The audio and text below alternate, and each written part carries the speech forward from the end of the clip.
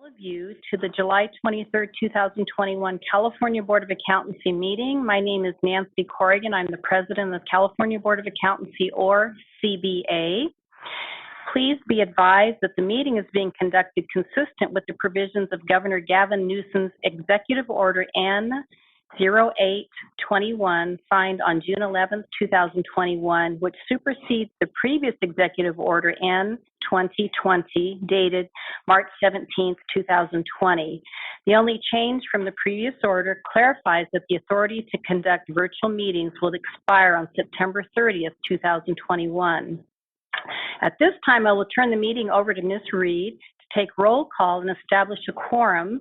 When Ms. Reed calls your name, please unmute your microphone and state your name.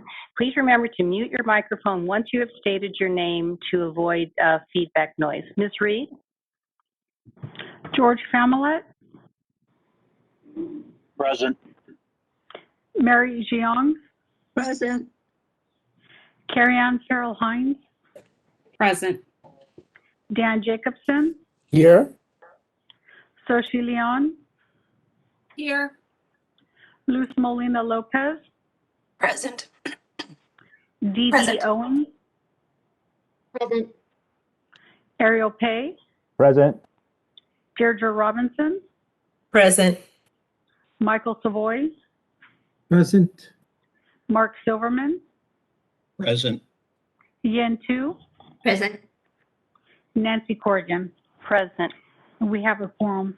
Thank you. And now for some opening remarks, I would like to thank the CBA staff and the Solid team for their assistance in facilitating this virtual meeting. We're becoming quite proficient at conducting these meetings. I appreciate CBA staff for always going above and beyond in their duties to make our meetings so successful. The CBA's mission is to protect consumers by ensuring only qualified licensees practice public accountancy in accordance with established professional standards. The mission is derived from the statutory requirement that protection of the public shall be the highest priority for the California Board of Accountancy in exercising its licensing, regulatory, and disciplinary functions.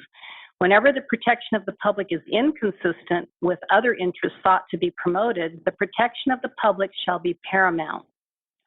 Members of the public interested in participating in the meeting must join the WebEx meeting. Information and instructions are posted on our website, and all lines are currently on mute. As I facilitate this meeting to allow for proceeding in an orderly manner, lines will remain on mute until I direct staff or the moderator to open them for public comments. I will announce when we are accepting public comments on the various issues, and staff will open the lines as appropriate. 5 minutes will be allotted to each individual providing comments. I would also like to remind board members and others speaking during the meeting to please use the raise hand feature if you wish to make a motion, ask a question, or make a comment. This approach is necessary to facilitate the meeting and ensure the board has the opportunity to complete its necessary business, and I appreciate everyone's understanding of this process. At this time, we will start with the agenda item 5, which is public comment for items not on the July meeting agenda. The moderator will provide general instructions and then open for the public comment. Moderator, please proceed. Thank you. This is the moderator. I've opened up the Q&A. Members of the public, if you would like to participate, the instructions are on the screen and I will read them out. First, click on the Q&A icon located at the bottom right corner of your WebEx screen. And then in the Ask field, type, I would like to make a public comment, and click Send. Make sure you send it to all panelists. And when prompted, click the Unmute Me button. So I'll pause for a moment to allow members of the public time to access the feature.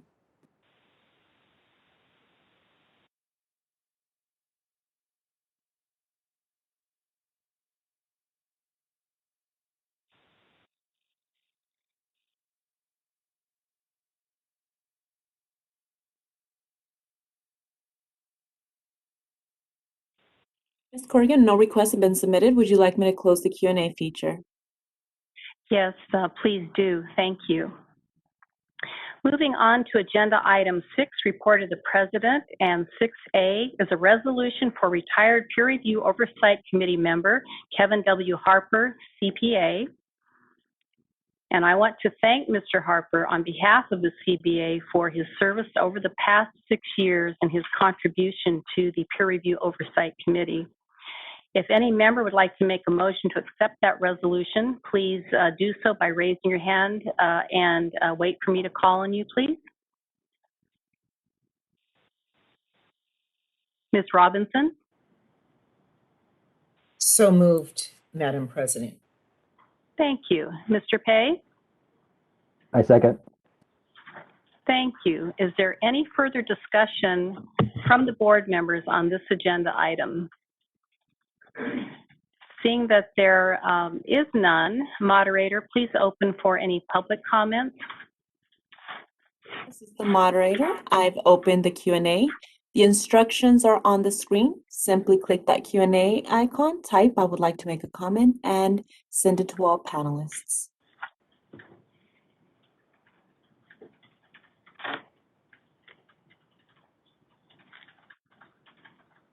Ms. Corrigan, no requests have been submitted. Would you like me to close the Q&A feature? Yes, please do. Thank you. Ms. Reed, will you please call for the vote and give us the result? George Familet, Yes. Mary Jiang, Yes. Carrie Ann Farrell Hines, Yes. Dan Jacobson, Yes. Soshi Leon, Yes. Luz Molina Lopez, Yes. Dee Dee Owens, Yes. Ariel Pei, Yes. Deirdre Robinson, Yes. Michael Savoy, Yes. Mark Silverman, Yes. Yin Tu, Yes. Nancy Corrigan, Yes. and the motion carries. Thank you. And moving on then to agenda item 6B, discussion and possible action on the CPA Evolution Survey regarding draft, core, and discipline content. We have Michelle Center, our Chief Licensing Division. Ms. Center? Thank you, President Corrigan. For this item, the CBA is being asked to discuss and provide feedback in response to the American Institute of Certified Public Accountants CPA Exam Core and Discipline Content Survey related to the 2024 CPA exam content. Under the CPA Evolution licensure model, all candidates will be required to pass 3 core exam sections covering accounting, auditing and attestation, and taxation. Each candidate will also choose a discipline in their area of interest to demonstrate greater knowledge and skills. Currently, those disciplines are proposed to be business analysis and reporting, information systems and controls, and tax compilation and planning. Technology concepts will be incorporated within all core and discipline sections.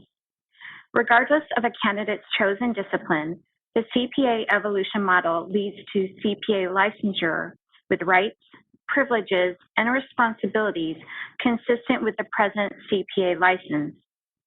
At the 2021 NASDA regional meeting, the AICPA provided a high-level summary of the initial draft content for each of the proposed core and discipline sections in the 2024 CPA exam.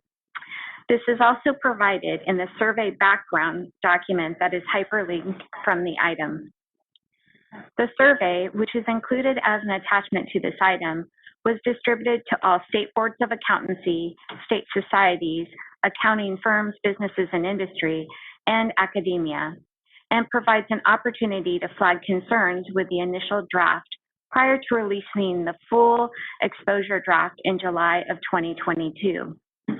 Specifically, the survey requests that the respondents indicate their agreement with the proposed content of each proposed core and discipline content area by responding with strongly disagree, disagree, agree, strongly agree, or NA. Any feedback of disagree, request an explanation. As the CBA reviews the content, It may wish to consider if any proposed core and discipline sections could lessen or otherwise impact its consumer protection mission. Your feedback will be taken into consideration as we complete the survey to be submitted by September 7th, 2021. President Corrigan may wish to solicit feedback related to the proposed content now, or if members need additional time, she may wish to consider allowing members to provide feedback to staff in writing no later than August 16th.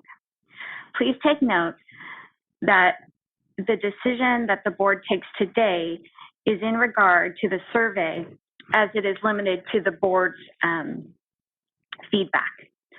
This in no way prohibits members of the board from responding as an individual to the survey if they wish to do so. I'll now turn it back over to President Corrigan, and I'm available to answer questions.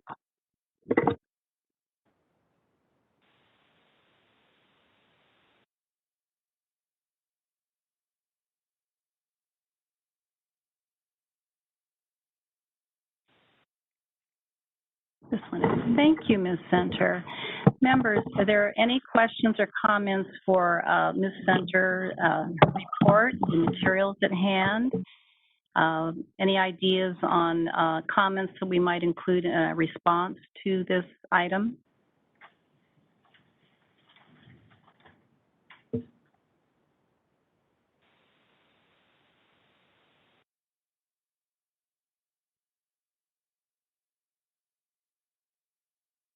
And if not, does it make sense that maybe members submit their ideas when they've had time perhaps to digest the document for maybe preparation of a summarized response at a later date that I can work with staff on? Thoughts, members, please?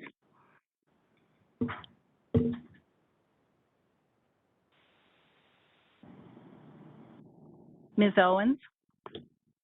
Yes, I would like to do the latter of what you said. If we could send comments in and then accumulate them, I would appreciate that. Okay. Mr. Savoy? Yeah, I think what I'm seeing here is a well thought out process that a lot of time and effort has been gone into. So I think we should take the time to really go through it and give our feedback.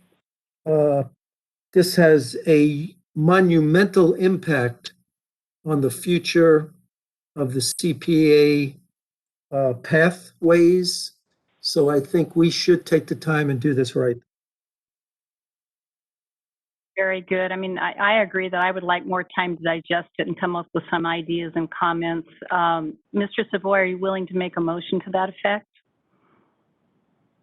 I will do whatever you wish, Madam President. I'd like to make a motion. Go ahead. Go ahead. I would like to make a motion to table our further discussions today to allow the members digest what is on these pages, as long as they promise to get back to staff before the August whatever deadline, so we do a complete and thorough job. And staff I would then work with staff to formalize a response that would have to go in, and that would be prior to our next meeting. So if we can kind of make that a part of the motion, does that make sense, Mr. Savoy? Absolutely. Just set a deadline, put a date in there right now. Okay, next week. The responses need to be to staff, I understand, by August 16th, so that I have time to work with staff to put that together. That will be the motion. And Ms. Robinson, do I have a second? Yes, ma'am. Thank you. Thank you. Members, any further discussion on this topic? Mr. Jacobson. I'd like to ask council if there's an open meetings problem with this process. Ms. Joffrey? No, there isn't an open meetings issue, as the members aren't communicating amongst themselves to deliberate, et cetera. They're just submitting comments to staff for it to be collaborated for a response. Thank you.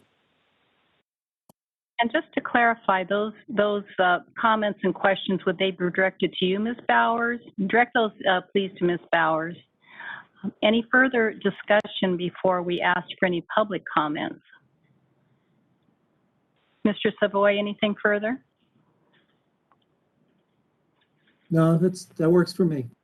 Okay, that's great. Thank you. Moderator, would you please open for any public comments?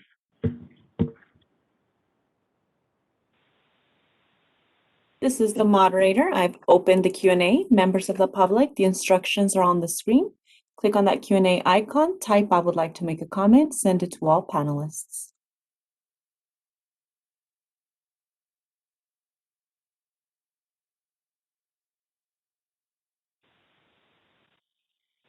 No requests have been submitted. Would you like me to close the Q&A feature?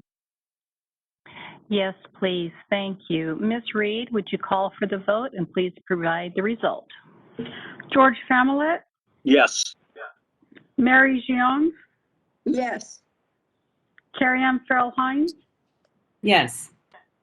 Dan Jacobson, Yes. Soshi Leon, Yes. Luz Molina Lopez, Dee Dee Owens, Yes. Ariel Pay, Yes. Deirdre Robinson, Yes. Michael Savoy, Yes. Mark Silverman, Yes. Yin Tu, Yes. and Nancy Corrigan. Yes. The motion carries. Thank you. Moving on to agenda item 6C is the Department of Consumer Affairs Director's Report on Departmental Activities. We have Ms. Carrie Holmes, Deputy Director, Office of Board and Bureau Services. Ms. Holmes, we are looking forward to hearing from you. Thank you. This is the moderator. I'll promote Carrie Holmes. You have been promoted.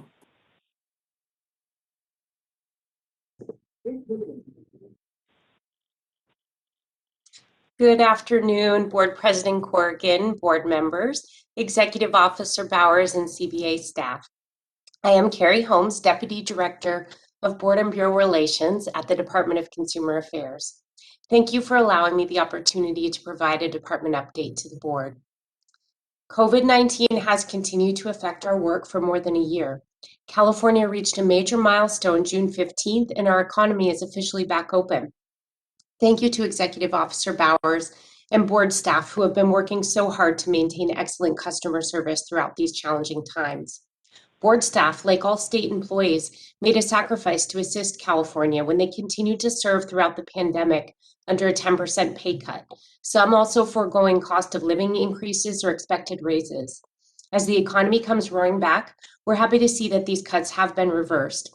DCA is working with all boards and bureaus to manage any budgetary impacts. We know things are moving quickly, and there's a lot of information, both official and unofficial. Recently, the Los Angeles County issued a revised health officer order requiring face masks to be worn by both vaccinated and unvaccinated individuals while indoors. Both Sacramento and Yolo counties issued new guidance recommending fully vaccinated employees and individuals wear face coverings when indoors. Compliance is voluntary. Face coverings are required for DCA unvaccinated employees, individuals, and for everyone in counties where there are new face covering requirements. DCA is receiving many questions about when and how boards will meet again in person and whether they can also continue to meet remotely. The ability of the board to meet remotely is tied to the governor's executive orders and the state of emergency. The executive order allowing remote meetings is set to expire September 30th, after which time the board will be required to follow all aspects of the Open Meetings Act, including publicly noticed and accessible locations, unless a change in law happens. I think we all recognize the value of the cost savings and increased public participation associated with remote meeting options. In the meantime, DCA will do all it can to assist boards and bureaus to transition safely to in-person meetings and keep you informed of any changes to meeting requirements. During this time of transition, boards and bureaus are looking ahead to what changes can be made permanent for efficiency and employee well-being, such as telework and eliminating paper processes. DCA is also looking at system-wide improvements to increase efficiency, consumer protection, and customer service. Executive Officer Bowers and Board President Corrigan recently attended a DCA leadership meeting where the director provided guidance on telework. More formal policies are under development. In addition, DCA continues to hold virtual brown bag discussions where board and bureau leadership can share best practices. Among recent topics was a discussion of digital licensing, where boards discussed the benefits and drawbacks of moving away from paper to digital credentials. This discussion is ongoing, and if boards would like to pursue any digital licensing options, DCA is here to assist. As a reminder, 2021 is a mandatory sexual harassment prevention training year. This means all employees and board members are required to complete the training during the year. Please be advised that you will now access this training through the Learning Management System, or LMS, which is DCA's training portal. We have created profiles for each of you in the LMS and informed the executive officer of the steps you'll need to take to log in and access the training. Board and Bureau Relations is happy to assist you with any questions or concerns you have about using LMS. As always, Board and Bureau Relations is here to help. If there's anything we can do to assist, please reach out. This concludes my presentation, and I'll hand it back over to Board President Corrigan. Thank you, Ms. Holmes. And I want to comment that the brown bag sessions and the quarterly meetings, leadership meetings, are just very beneficial, very informative, and we so appreciate them. We really, really do. Members, do we have any questions or comments for Ms. Holmes while we have her attention online?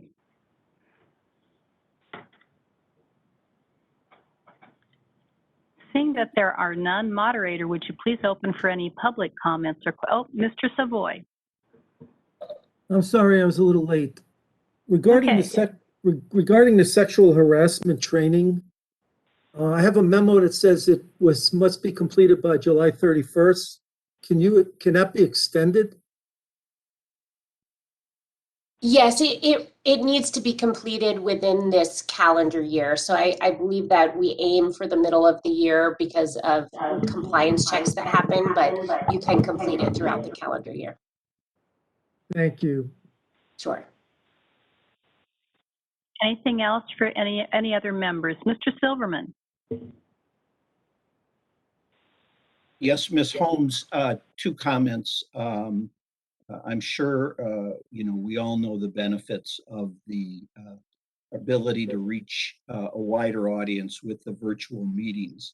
But nonetheless, it's very important to hear from board members whose perspective is that in-person meetings provide a much more effective forum for both deliberation and questioning of witnesses when there are disciplinary hearings.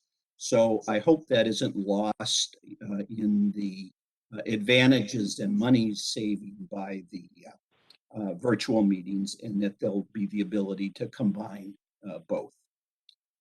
The other comment I have is about what Mr. Savoy just spoke about. I took the training last Sunday, and I was not at a computer that had a printer.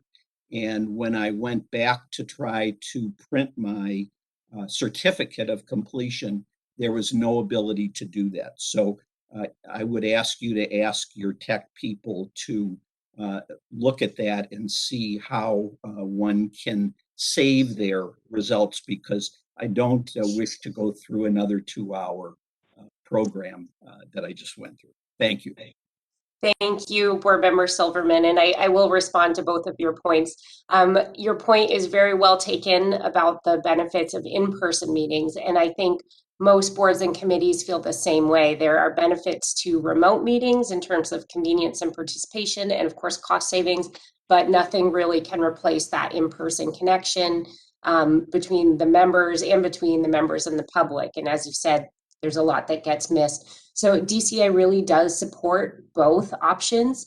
DCA is working on the ability for boards and committees to have hybrid meetings where you could meet in person, but also allow folks to access through WebEx. So that's a project that is underway, and some of those are planned for the fall. And depending on what happens with the law, meetings will be entirely in person or I would think for most boards would be a combination of the two. And with the sexual harassment training, I was aware of your situation, but thank you.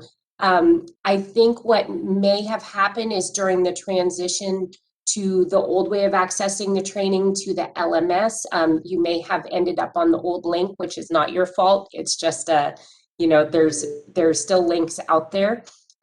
We will make sure that you get credit for your training. Now that we have transitioned to the learning management system, if members access their training through that system, you don't need to have a certificate at all because the system records that you were there, that you took the training. And the goal ultimately is to put all board member trainings and records on that system so that you don't have to keep any of those certificates or worry about those technical problems because the system will just keep track of you. So I am sorry for your inconvenience. I've run into similar things in the past, and it feels like you just lost 2 hours, but we'll make sure you don't have to do it again. We'll figure it out. Thank you. And please say hello to former Senator Leno, who's a former high school classmate of mine. Oh, very nice. Thank you. And Mr. Jacobson, you have your hand up? Yes, I wanted to second the first remark that Mark had and that Michelle just that commented on. So there's a difference between looking at someone in the eye and looking at someone in the pixel. And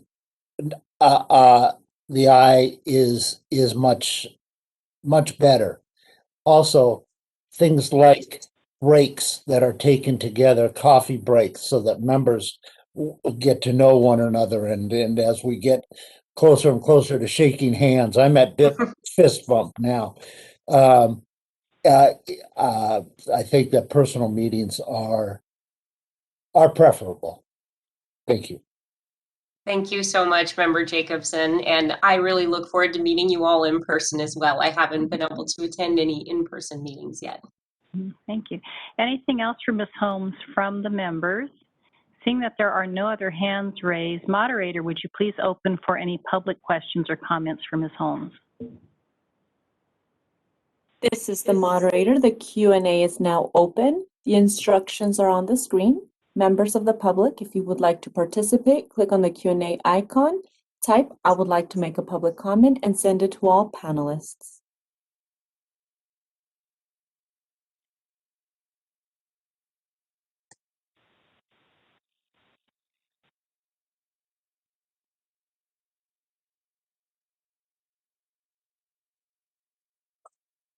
No requests have been submitted. Would you like me to close the Q&A feature? Yes, please do. And again, thank you, Ms. Holmes. We really appreciate your time with us today. Thank you. Thank you so much. I am moving on to agenda item 7. That's reported the Vice President, Mr. Savoy, agenda items A, and then it looks like C, no report for B. Mr. Savoy? That is correct. Thank you, Madam President. In item A, this item is to recommend the reappointment of Jackson Johnson Committee. The Enforcement Advisory Committee assists the CBA in an advisory capacity with its enforcement activities. This includes reviewing closed investigation files, providing technical guidance on open investigations, and participating in investigative hearings. I have conferred with the CBA executive officer to verify that this individual has met the appropriate requirements for a license renewal and has demonstrated the skills and knowledge to serve as a member of the Enforcement Advisory Committee. I therefore would like to make a motion to appoint Jackson G. Johnson, CPA, to the Enforcement Advisory Committee effective August 1st, 2021 through July 31st, 2023. And I'd like to turn this back over to President Corrigan to get a second on my motion. Thank you, Mr. Savoy. Mr. Jacobson? I second Michael's motion. Thank you. Members, any further discussion on this item? Seeing no hands raised, moderator, please open for any public comments or questions on this item. Thank you. you. This is the moderator. Members of the public, the instructions are on the screen. If you would like to participate, click that QA button, type "I would like to make a comment" and send it to all panelists.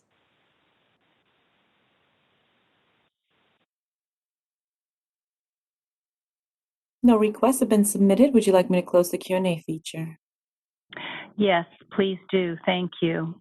Ms. Reed, would you please call for the vote and provide the results for us? George Familet, Yes. Mary Jiang, Yes. Carrie Ann Farrell Hines, Yes. Dan Jacobson, Yes. Soshi Leon, Yes. Luz Molina Lopez,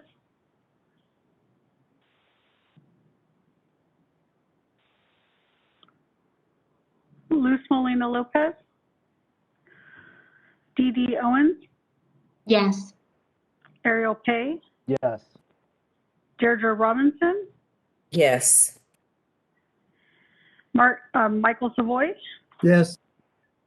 Mark Silverman, Yes. Yin Tu, Yes. Nancy Corrigan. Yes. The motion carries. Thank you. And continuing, Mr. Savoy? Thank you. Item 7C. This item is to recommend the appointment of Laura Ross, CPA, to the Peer Review Oversight Committee. The Peer Review Oversight Committee assists the CBA in an advisory capacity in its oversight of the peer review program. As with all appointments and reappointments, I have verified that the individual skills have met the requirements for license renewal and have demonstrated the skills and knowledge to serve as a member of the Peer Review Oversight Committee. I would therefore like to make a motion to appoint Laura Ross, CPA, to the Peer Review Oversight Committee effective July 23rd, 2021 through July 31st, 2023. I turn it over to President Corrigan to get a second on my motion. Thank you. Ms. Jiang? I would like to second the motion. Thank you. Is there any further discussion from the members on this agenda item? I see no hands raised. Moderator, please open for any public comments or questions. Thank you. Thank you. The Q&A is now open. The instructions are on the screen. Click that Q&A icon and type "I would like to make a comment" and send it to all panelists.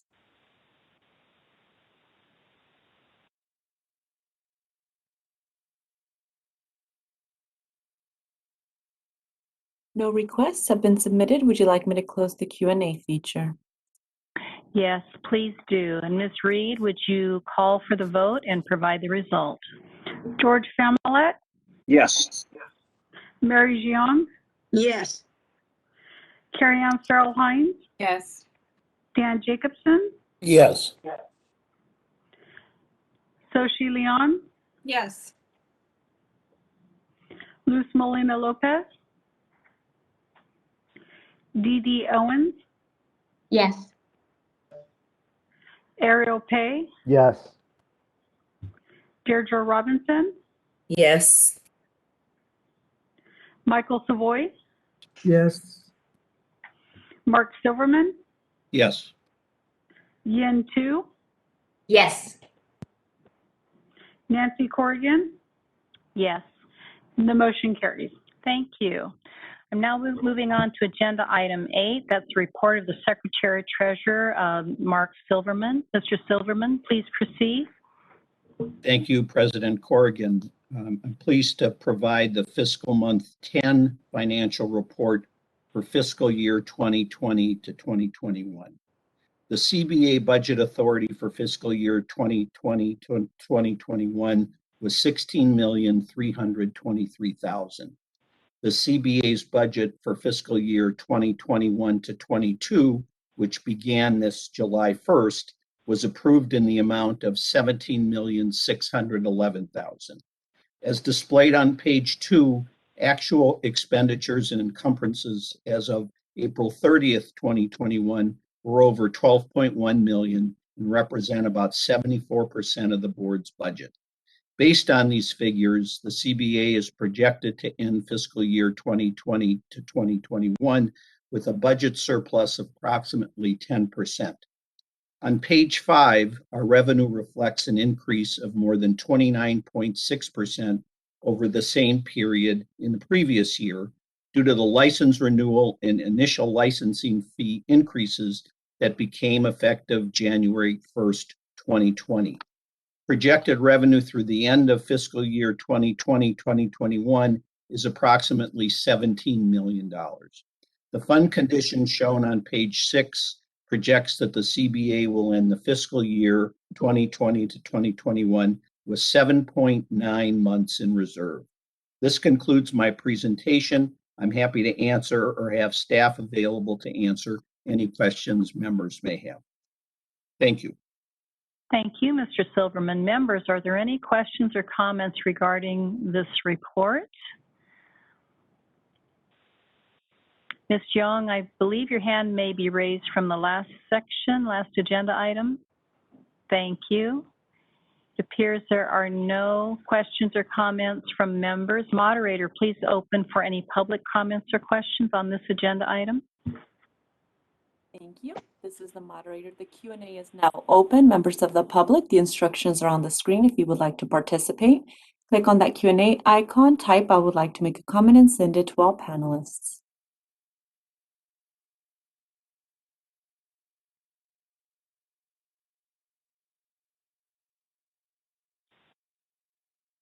No requests have been submitted. Would you like me to close the Q&A feature? Yes, please. And I do see a member's hand raised. Ms. Robinson? I was going to move for the acceptance of the report. I'm Okay, zealous. now, very good. Thank you. And do I have a second? And we don't need a second. Oh, we don't need a motion for that. I'm sorry. We're a little bit out of order here, so we're good. That's just the report, and we've accepted member comments, public comments, and we're ready to now move on to agenda item 9, report of the executive officer, overview of the features consumers can use to obtain information on the licensees in our license lookup feature. Deanne Pierce, our assistant executive officer. Ms. Pierce? Thank you. Let me share my screen just one moment.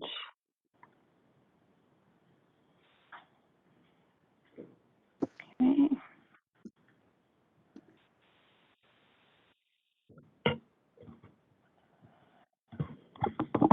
Okay, perfect. So as a request was made at the May board meeting to provide information regarding how consumers can verify the license of a CPA or accounting firm on our website. So we planned an agenda item for this meeting, and as we started developing it, we realized that really there was more information to assist consumers than just our license lookup feature. So our paper kept getting bigger and bigger, and around page 8 or 9, I asked Executive Officer Bowers if we could skip the paper and just maybe do a live demo. So I think this is my first time doing a live demo on WebEx, so I just ask for your patience here as I navigate through. So I've shared my screen, and what I'd like to do is just spend a little bit of time and go over some of the resources we have for consumers, and also just share some other information we have on our website for other visitors, applicants, and licensees.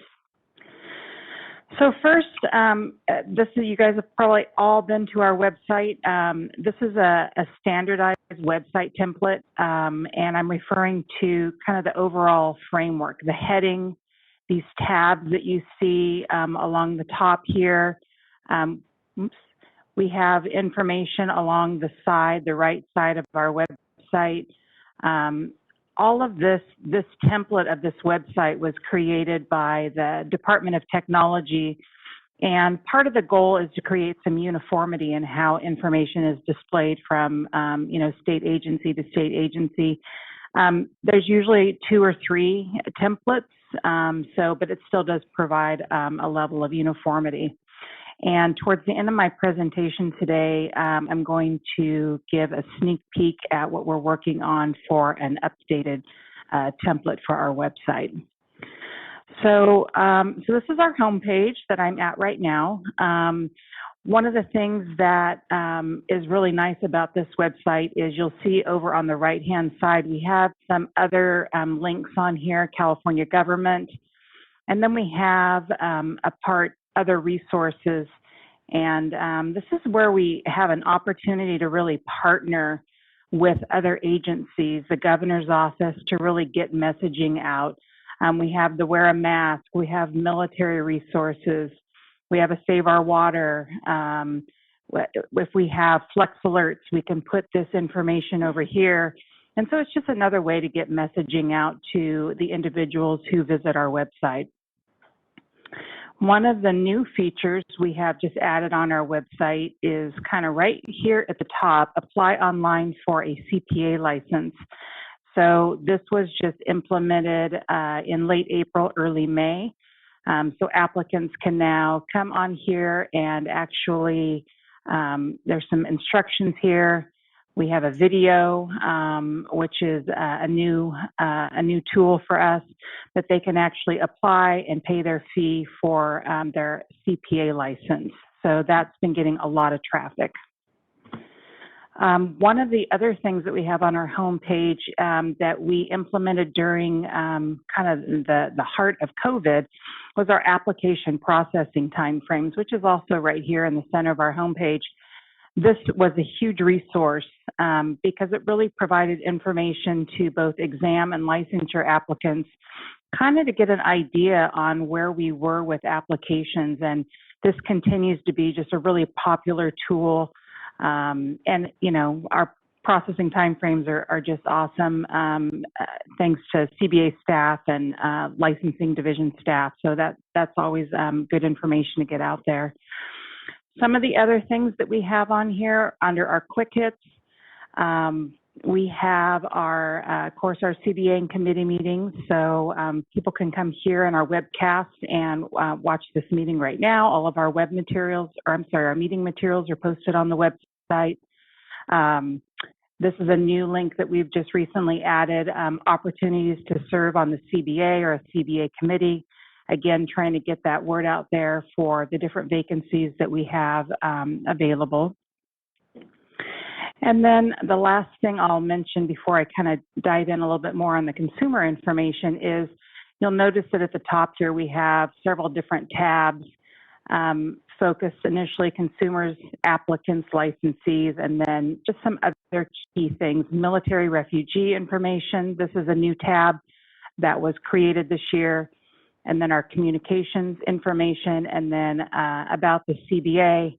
And I'm sure all the members are familiar with this page, which is where we have all of our members. And one of the things that we are actually going to be adding to, not to our CBA member page, but is creating a committee member resource page. And we're going to be adding pictures of our committee members. And I probably just leaked that before we actually reached out to committee members. So hopefully they'll be responsive and we'll get those pictures up there. So that's pretty exciting. So let me go ahead and go back over here and go back to our homepage.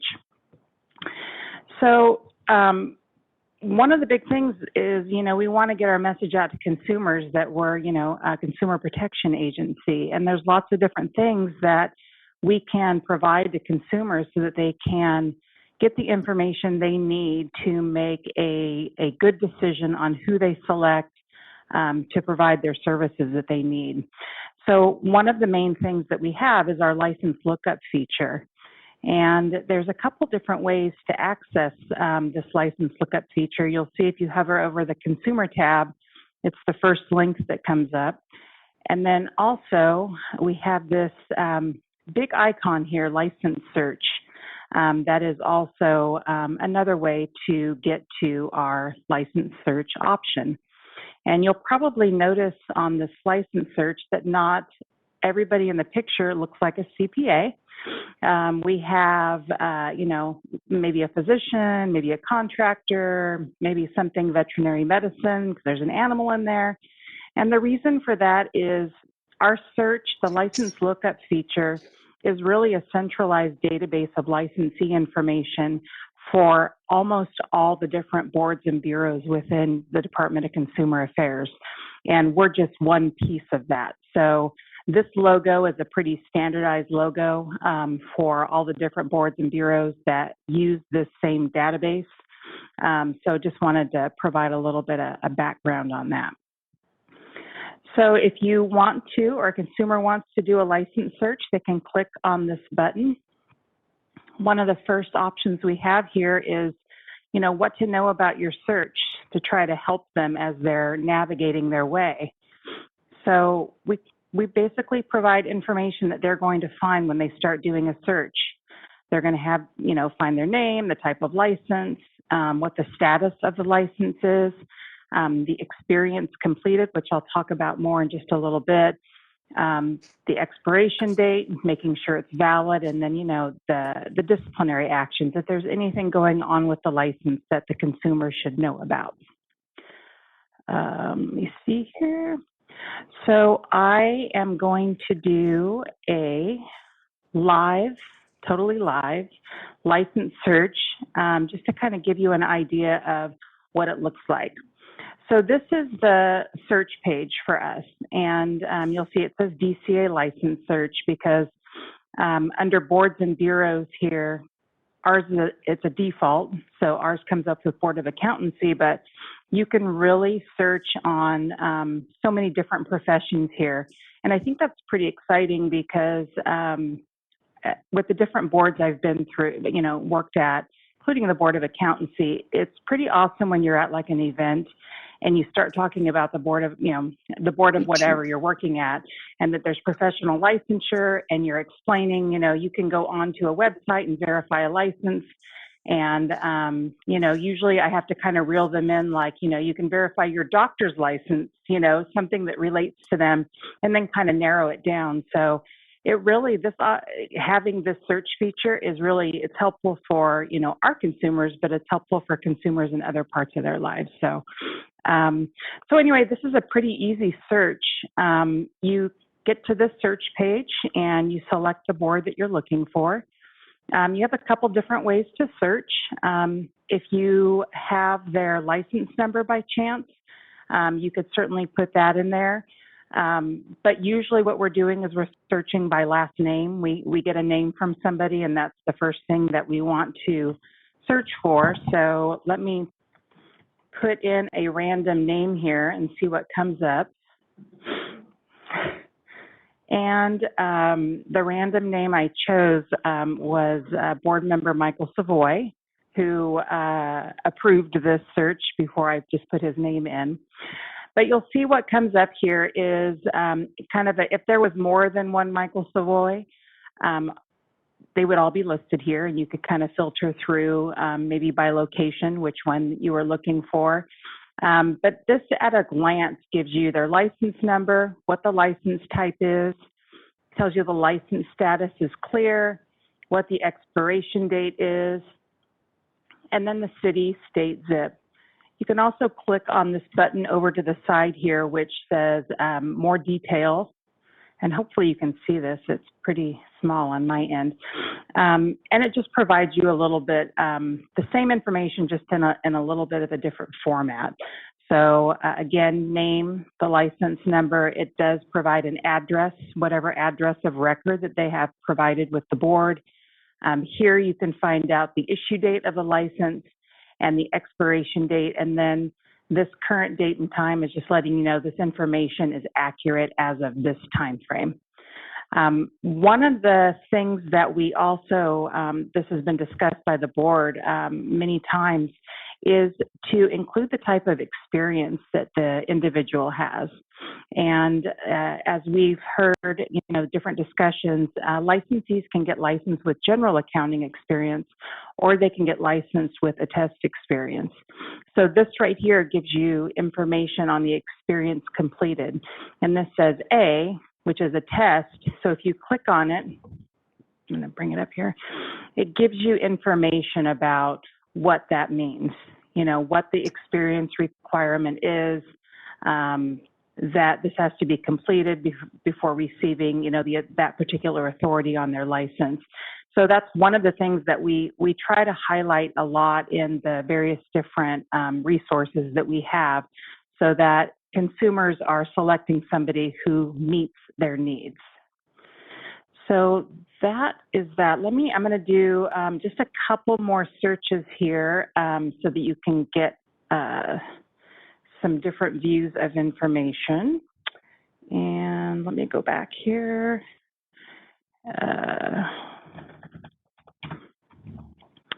So I picked this licensee because I also wanted to show that this person got licensed with general experience. So again, it has the G here. You can click on the little question mark next to it, and then it gives you an overview of, you know, the information, the experience that they use to get licensed. So just very helpful depending on the kind of services that you need. One of the other options that we have, let me go back. One of the other options that licensees can do is they can get into an inactive status, which means that they renew their license like every other individual, except they don't have to complete the required continuing education. So they have an inactive status here, so that will show up. We also have a retired status. So you'll see here when this comes up that the license status says retired. And again, we have a little information button. The licensee is retired and may not engage in the practice of public accountancy. So just information there for consumers as they're, you know, looking for somebody to assist them with their accounting needs. When we start getting into individuals who have some type of enforcement action on their license, we want to provide a little bit more information so that they can make an educated decision on who they're selecting. So if you are doing a search, and the licensee comes up and you see this license status here, it says revoked. And then over here you have an icon and some more detail. Again, there's a little question mark here, revoked. This individual is no longer licensed as a result of a disciplinary action, so that provides a lot of information there. But when you click on more detail, this is really where you get a lot of information. First of all, one of the things that we just implemented within the last month or so was on this license status. You'll notice that it's in red font, and that was at the suggestion of President Corrigan. And it was really just to draw consumers' attention to the license status so that it caught their attention, and it may prompt them to say, you know, what's going on? There must be more information with this particular record. So that's been very well received. And with the record here, the other thing that comes up is the public enforcement documents that are related to this particular enforcement action. So for this person, you know, you see this revoked status here. And then if you click on this public enforcement documents, it takes you back to our website. And this is where you can really get the details regarding the particular enforcement action that was done. We have the accusation and the decision here. I'll just click on it. These are, you know, the documents that you often see when you're in closed session, so you can read through the information to get more detail regarding whatever the matter was. Let me go back. This also, at a glance, tells you the effective date of the decision and just references the codes that have been violated. So this is, again, all on our website, but it is accessible through the license lookup feature. So let me just I'm going to do a couple more just to kind of give you an idea, a visual on a couple of things. Let's see. So this is an individual. You'll see there's a secondary status code here, probation. So this person has had some kind of enforcement action. They're now on probation. So if you click on the icon, it does say, you know, this person's been disciplined, and there's a disciplinary order. They can continue to practice under specific terms and conditions. Please contact the board for further information. And if you go into more detail again, you'll see that the secondary status is in red to kind of draw your attention to it. And also you can get to the core documents that explain what's going on, along with a summary here back on our website. So trying to make it as easy as possible for consumers to really get the information, or to give them little indications that they need to do a little bit more research perhaps before they start engaging a particular individual for services.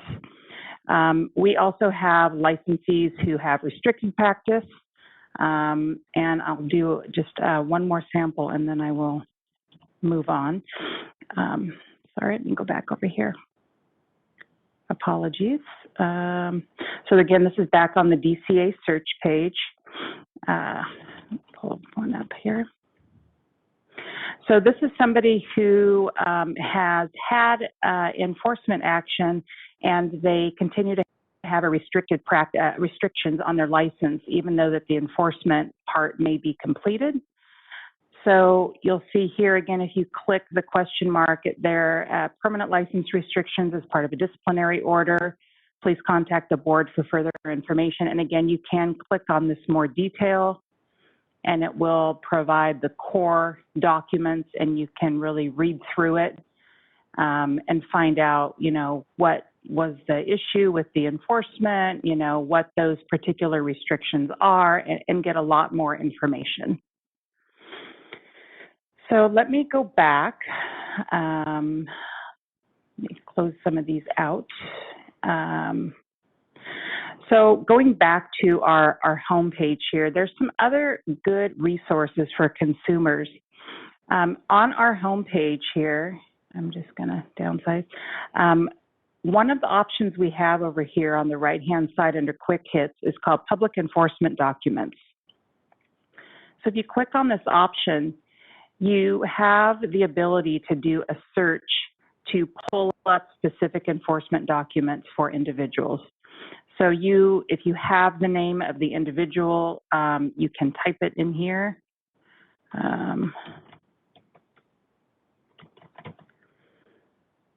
And do a search, and the information will come up. So this basically provides the same information as if that you would receive if you were doing a search on our license lookup. It kind of comes back to our website, has the accusation and decision here.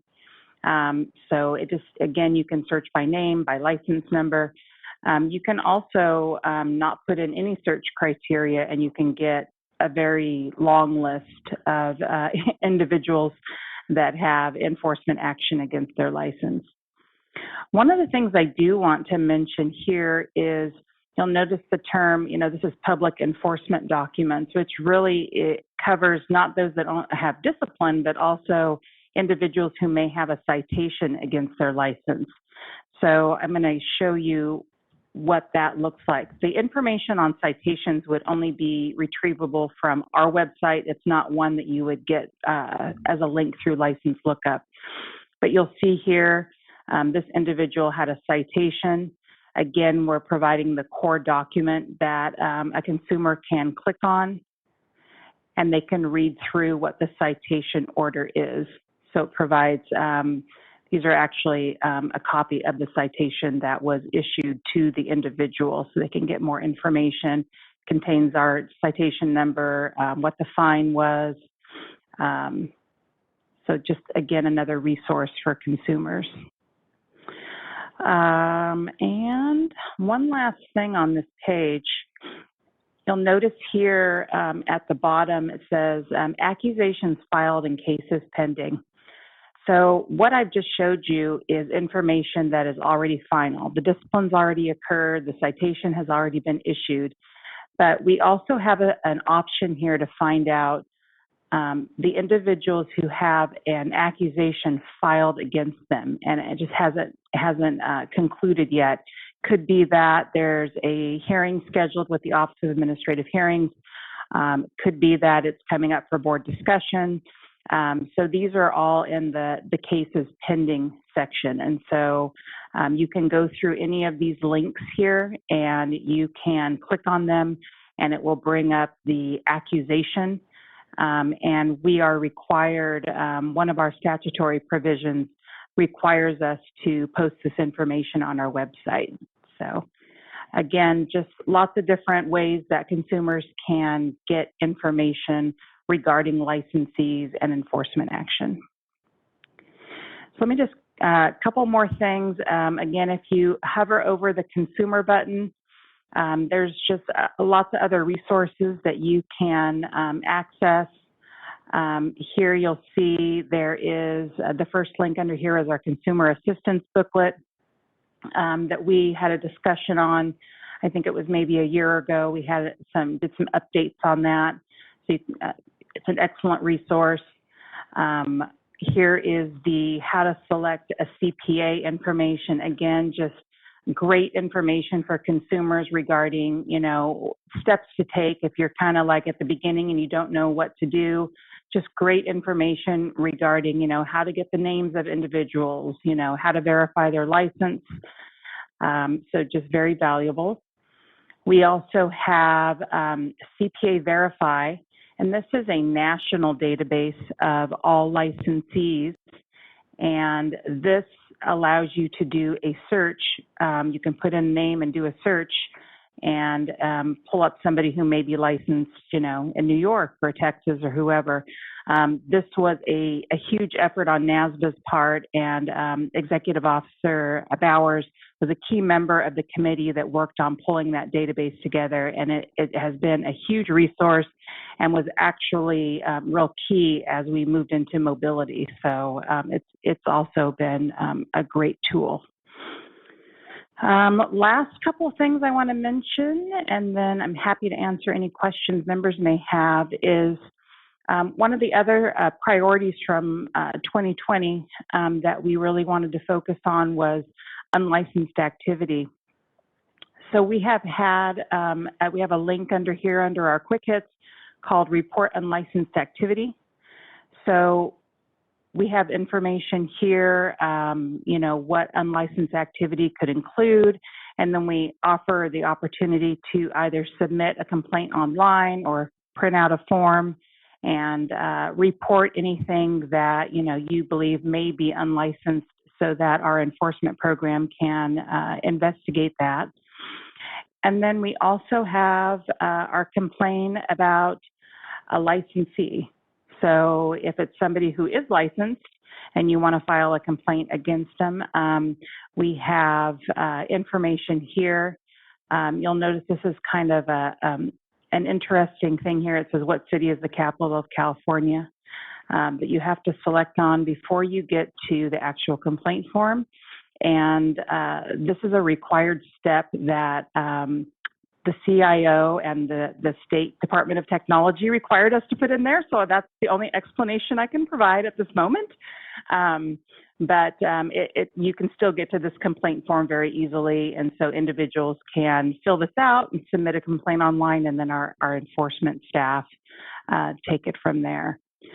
So anyway, that's kind of where we are. I did want to just show you one last item. This is still in development. This is kind of just a quick peek at what we're moving towards in terms of an updated website template. Putting this together is really a collaborative process between my IT staff and all of the programs to really, you know, decide where things go and how they're displayed, and taking into account accessibility issues. And so it's a huge project, but this is something that we are actively working on. I know this was mentioned by Member Lopez a couple meetings ago. So it is still a work in progress, and so we're working on that as well. So I'm going to stop there because I could probably keep talking, but I'll stop there. I'll turn it back to President Corrigan, and then I'm happy to answer any questions that members may have. Thank you, Ms. Pierce. That was an excellent presentation for your first one of this kind, as you said when you started. And I've used a lot of the features on here, but it was very, very helpful for maybe those who have not or those who are not aware of all the resources available. So very good. And members, I'd like to open for any questions or comments you have for Ms. Pierce. Ms. Owens? Yes, I'll echo that. Thank you so much for the level of detail. I did not realize you could also search for other professions and the licenses there. But I did have a question on how the data is updated. So once a disciplinary action is taken, what's the time it takes to go from that to making sure that the database is updated? So when the board takes action, there's usually it's usually effective about 30-ish days after the board has actually taken action. So once that occurs, then Mr. Franzella's staff works on getting the information, sent out to the respondent, and then gets the information over to my IT staff, uploads it into a database, and then we work on getting it posted onto the website. So it's, and Mr. Franzella, jump in, please, but I believe it's rather quickly after the discipline becomes effective. We usually try to wait a day or two after the effective date, just because we don't want to get it posted before the respondent actually gets the notification. So, but it is rather quickly once it becomes effective. No, that's great. I hope this is a resource that consumers use and use even more. Thank you. Mr. Pei?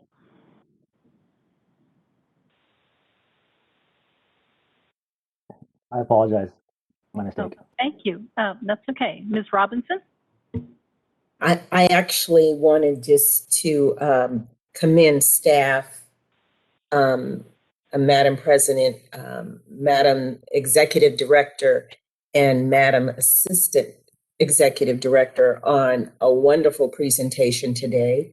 It was very informative, very detailed, and I just wanted to give you, if I could, a round of applause, but I really appreciate the work that you put into making sure that our citizens were protected.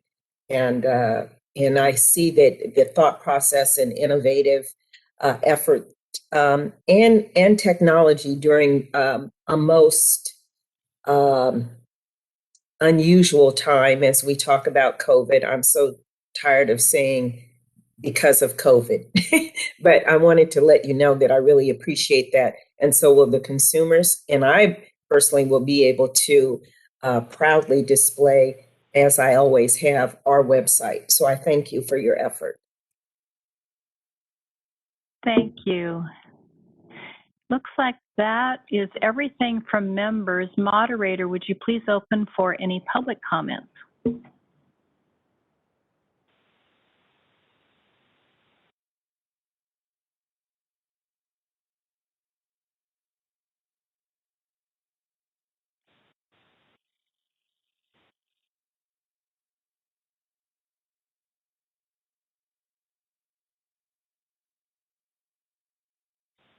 Moderator, would you please open for public comments on this agenda item?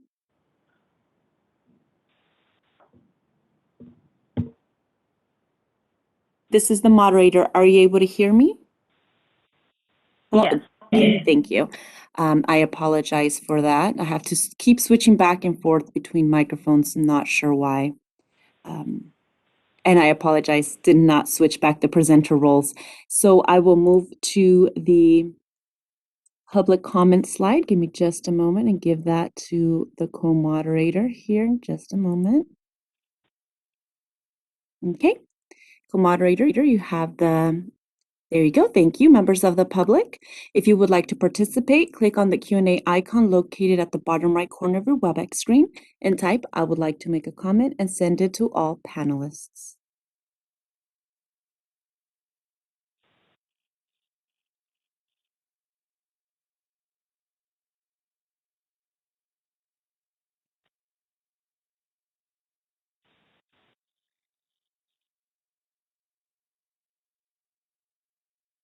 Ms. Corrigan, no requests have been submitted. Would you like me to close the Q&A feature? Yes, please do. Thank you. And I'm moving on to agenda item 9B, update on the California Board of Accountancy's communications and outreach. Patrick Ibarra, Information and Planning Officer. Mr. Ibarra. Thank you. Good afternoon, President Corrigan and members of the board. It's the off-season now as far as university-based outreach events go, but we're using the time to think big and plan a virtual event to be hosted and produced by the CBA. The agenda will include presentations similar to previous outreach events, but will also feature a panel discussion with CBA members and other CPAs. We will be working with Cal CPA as well as President Corrigan to finalize the agenda and presenters. More to come. A big push from the communications team in the last few months has been getting the word out about the CBA's online application. The video we created announcing the new feature has been viewed over 2,200 times across our social media platforms and website. There were many social media posts highlighting the online application and its benefits. Due in part to all of this, the application's webpage was visited over 6,000 times in its first 2 months. A second video focusing specifically on instructions for the online application is in production stages. In June, I personally had the privilege of answering the call from DCA to create a video encouraging our licensees to get vaccinated for COVID-19. Using accounting funds, I provided the phone number and website to schedule a vaccination. This was part of the Vaccinate All 58 campaign the governor's office has implemented since the beginning of the year. Efforts continued to publicize the CBA opening and the vacancies on the CBA's advisory committees. In addition to social media posts spotlighting these opportunities, a brochure about serving on the communities was created and should be posted on the website shortly. We're also working on 2 videos starring our very own President Corrigan to help promote opportunities to fill both committee and the CBA member vacancies. And CBA's social media pages grew by another 250 followers during the second quarter, bringing our followers total to over 9,650 across all 3 of our social media pages. We remain on pace to cross the 10,000 follower threshold before the end of the year. Recent posts featured a congratulations to the class of 2021 and referring them to instructions for submitting transcripts, asking for feedback to the development of the CBA's 2022 to 2024 strategic plan, and even encouraging Californians to conserve energy during flex alerts, which was also a request from the governor's office. That concludes my presentation on this agenda item. I'll now turn it back over to President Corrigan, but I'm happy to answer any questions. Thank you, Mr. Ibarra. Members, any questions or comments regarding this report? Ms. Molina. Yes, thank you, President Corrigan. Thank you. Mr. Ibarra, thank you. I did see your video and I really do appreciate the message regarding vaccines. You know, it's a message that needs to get out far and wide, and I'm happy that the CBA is presenting that message. And then also, I'm very excited about all of this modernization.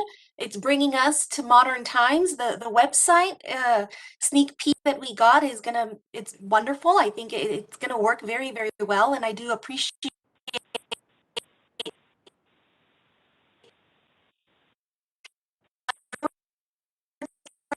all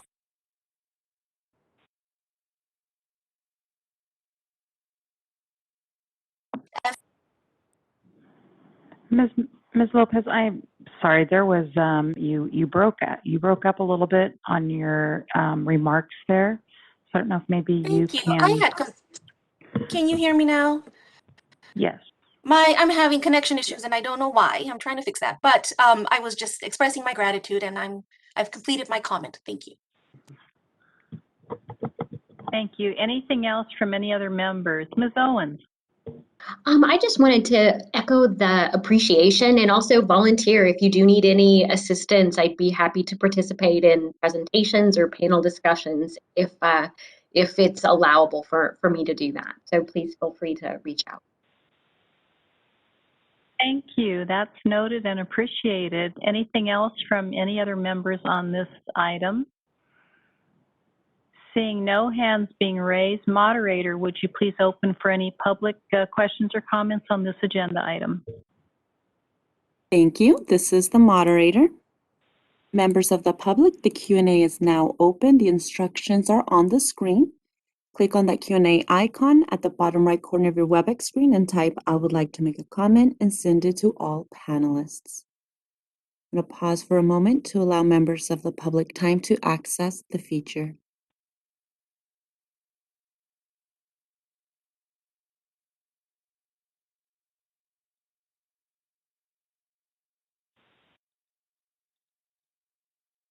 Ms. Corrigan, no requests have been submitted. Would you like me to close the Q&A feature? Yes, please do, and thank you. Thank you. To members and others participating, we are just about right on target for our afternoon break, so let's go ahead and do that. Make sure that we are back in 15 minutes so that we can pick up timely and move forward. Thank you.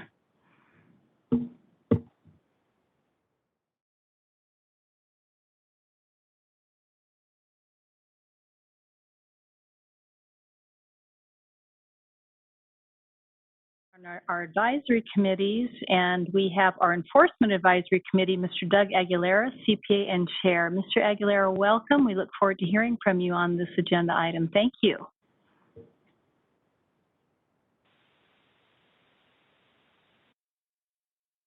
Mr. Aguilera, I believe you might be on mute, and you'll have to unmute and maybe start over. There you go. Could you begin again? Thank you. Thank you, President Corrigan. You all missed some of my best thoughts, but I'll continue on. 17 months in and still the mute button. The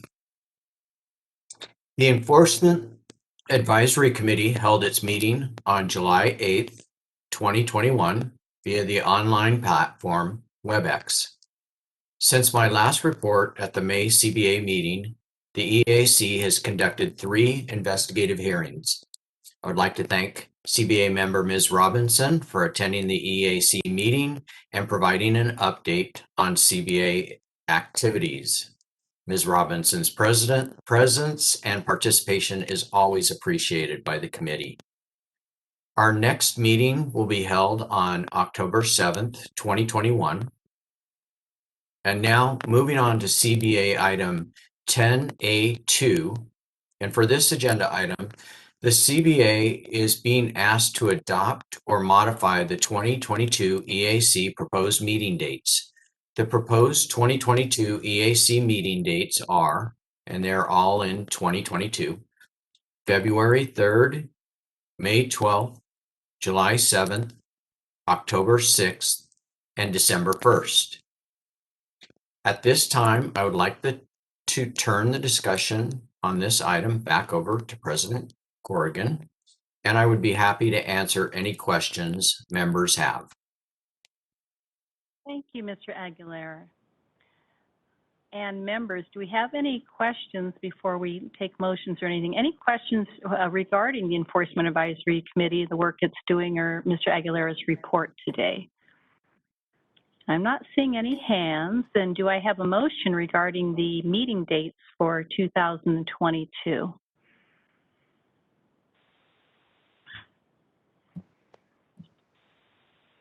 Ms. Tu? I would like to move to approve the meeting dates. Thank you. Mr. Jacobson? I second that motion. Thank you. Members, any further discussion regarding this item? Mr. Pei, anything? Seeing that there is no further discussion there, can we, moderator, please open for any public comments before we take our vote? This is the moderator. The Q&A is now open. Members of the public, the instructions are on the screen. Just click the Q&A icon, type "I would like to make a comment," and send it to all panelists.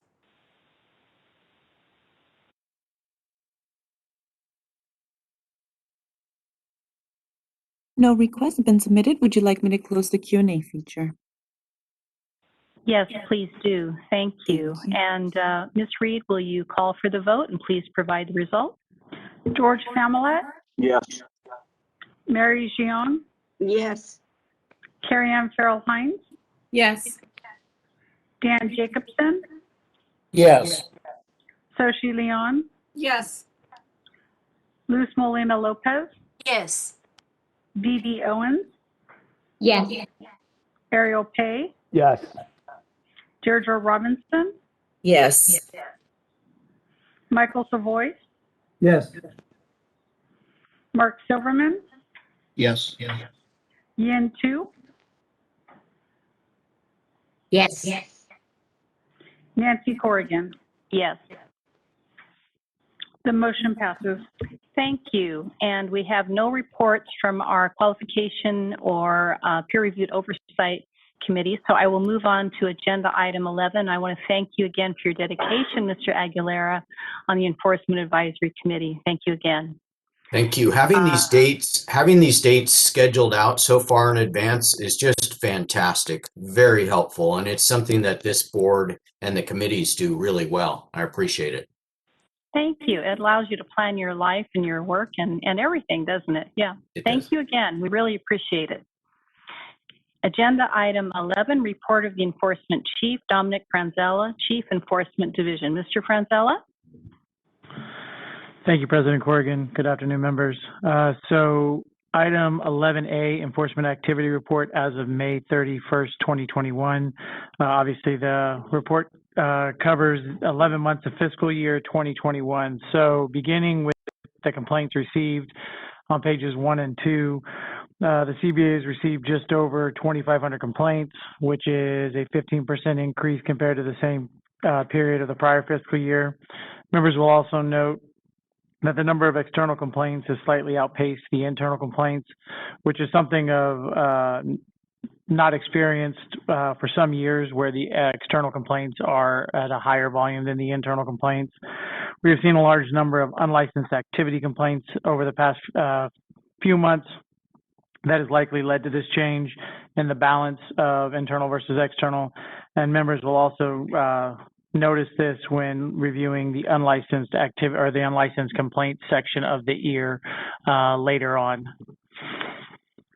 So moving on to investigations and investigations pending on pages 3 through 5, staff have closed just over 2,400 or staff had closed just over 2,400 cases, with 95% closed within 1 year. On page 4, the current inventory of pending investigations stood at 767, and there were only 4 cases over 24 months.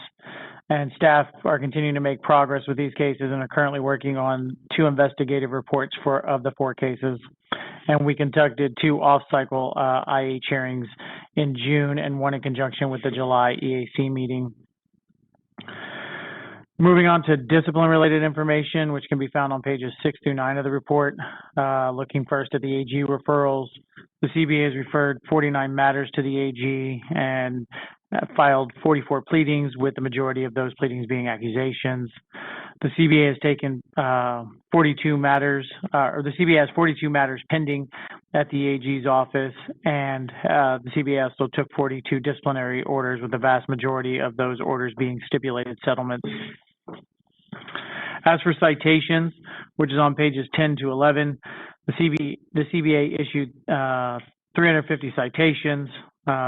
Around 66% of the citations are for the minimum yearly CE requirement, commonly known as 20 and 12. And again, one of the new sections within the citation and fine area is the information on citation and fine appeals.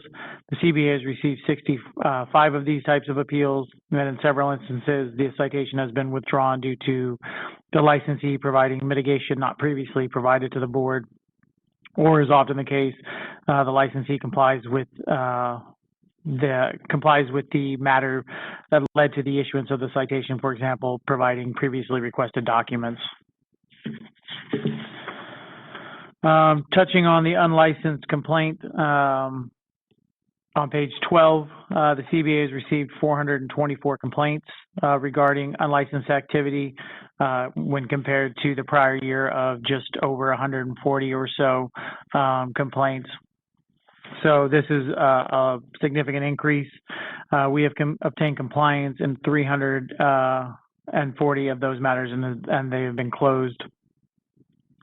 Moving on to probation monitoring, on pages 13 and 14, at the close of May, we had 123 individuals on probation.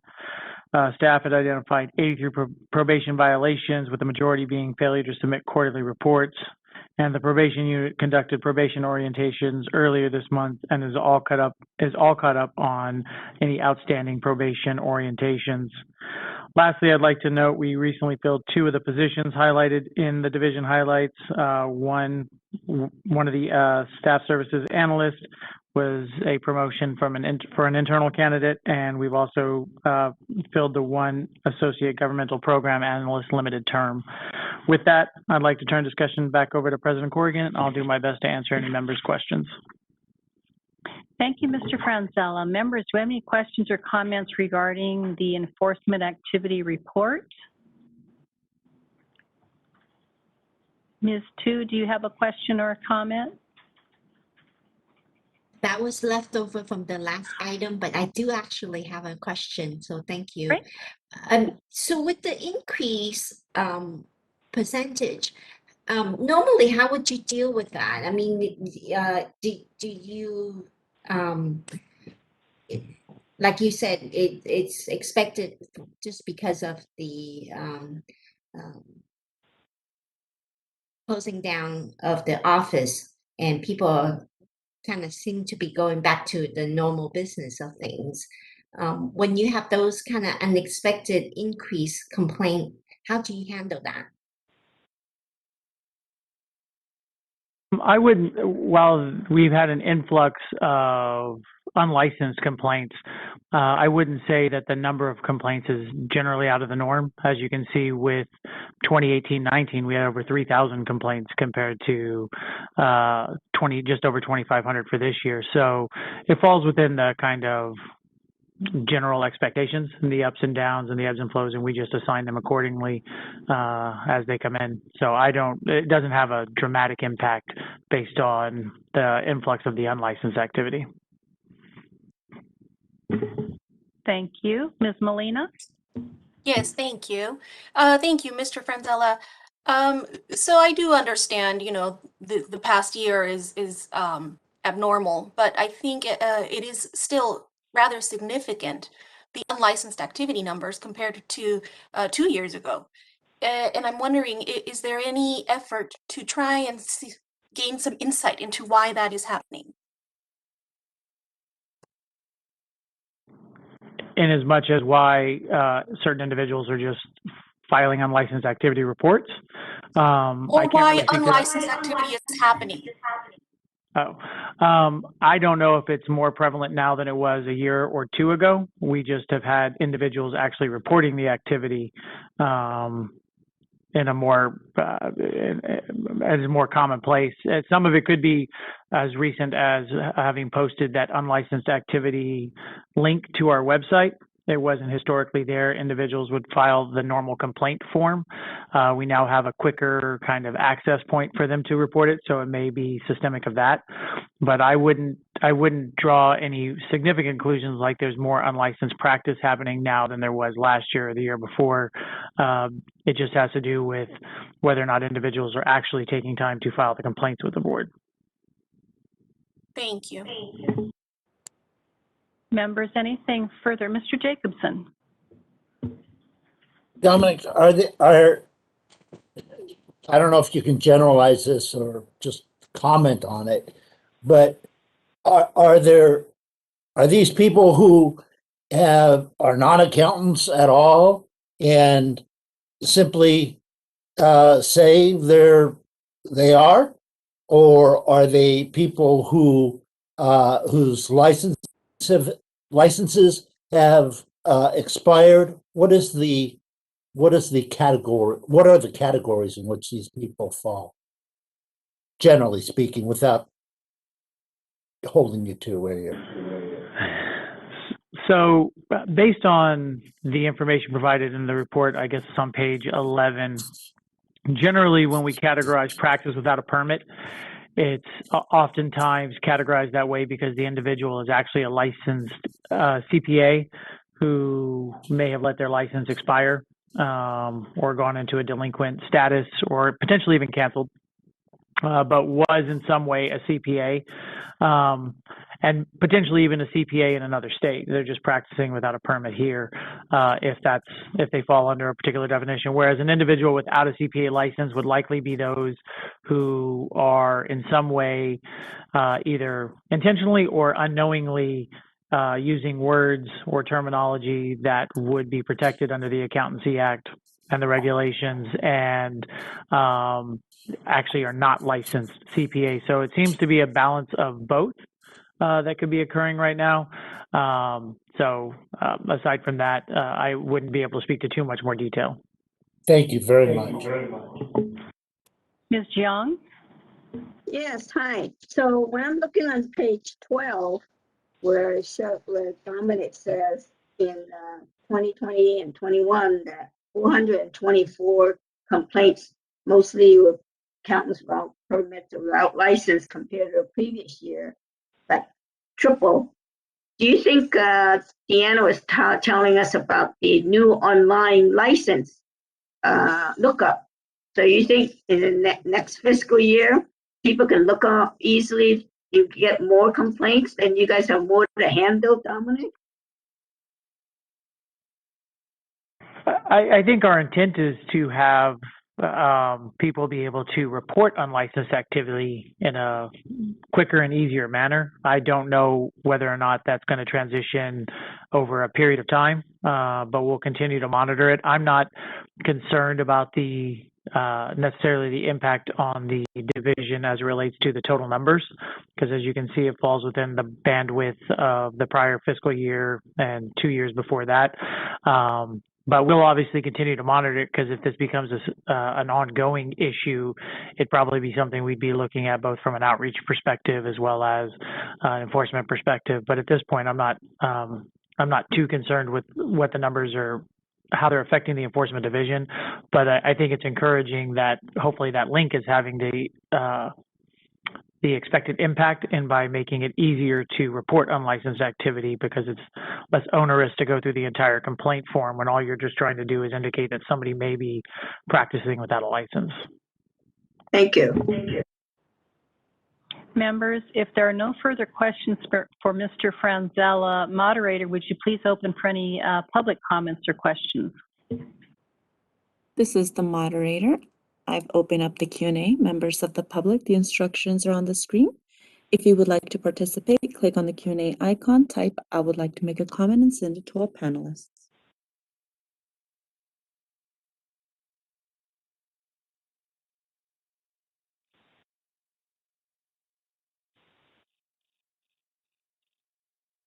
No requests have been submitted. Would you like me to close the Q&A feature? Yes, please do. Thank you. And I'm moving on to agenda item 12, report of the licensing chief, Michelle Center, Chief Licensing Division, with the licensing activity report. Ms. Center? Thank you, President Corrigan. Today, I have with me Suzanne Gracia. Suzanne is the examination unit manager and is currently serving on a special assignment as a CBA lead over our business modernization project. She has been with the CBA since 2004 and possesses a wealth of licensing division knowledge. She will be presenting the licensing activity report today, and I will be available to answer any questions you may have. Suzanne? Thank you. This licensing activity report for LAR covers July 1st, 2020 through May 30, 2021. I'm happy to report both the examination and initial licensing units are processing applications well under 30 days. Since the launch of the online CPA application, we have had over 300 applications successfully submitted. The online application was used for 67% of all applications submitted during the first 8 weeks of availability. We look forward to that number growing. Attached to the LR is the CPA exam performance for the first testing quarter of 2021. The report includes California-specific data as well as data for other jurisdictions. The Department of Consumer Affairs issued a new continuing education extension waiver on June 3rd, 2021. The new waiver supersedes all previous waivers. All individuals with a license that expires between March 2020 and July 2021 have until November 30th, 2021 to complete their continuing education requirements. Now, if you turn to page 1 of the LAR, it shows we received over 64,000 applications between July 1st, 2020 and May 31st, 2021. Of those, approximately 65% were license renewal applications. There were over 140,000 stakeholder inquiries in the form of emails and telephone calls, and this is inclusive of CBA calls directed to the DCA call center. The report also contains trend information beginning on page 2. As you can see in tables 3 and 4, the number of CPA exam applications and CPA applications received remains fairly consistent compared to the same time period of the previous 2 fiscal years. On pages 5 through 8, data related to the renewal deficiencies and continuing education audits are displayed. Table 8 highlights the number of deficient applications identified compared to the total number of applications reviewed. And to date, over 19,000 renewal applications have been reviewed. Table 9 shows the outcome of the deficiencies that were identified. As of May 31st, there were 670 outstanding deficient applications. This number includes licensees who may be outstanding due to COVID-19 extensions granted for the completion of continuing education. Continuing education audits were temporarily paused due to COVID-19, but have since resumed. As of May 31st, 602 licensees have been selected for an audit. At the time the LAR was prepared, 312 audits were still pending, 229 were compliant, 30 had deficiencies, and 30 were referred to the Enforcement Division. On page 10 through 11, data related to the military and refugee, asylee, and special immigrant visa holders is displayed. Tables 15 and 16 were updated to include average processing times. That concludes my presentation. I will now turn it back over to President Corrigan, and I'm happy to answer any questions members may have. Thank you, Ms. Gracia. I want to point out, members, that Ms. Gracia is one of the faces of the CBA that's very involved in our outreach events, and she does an excellent job of answering those candidates' questions, the students' questions. So, members, any questions regarding this licensing report for Ms. Gracia or Ms. Center?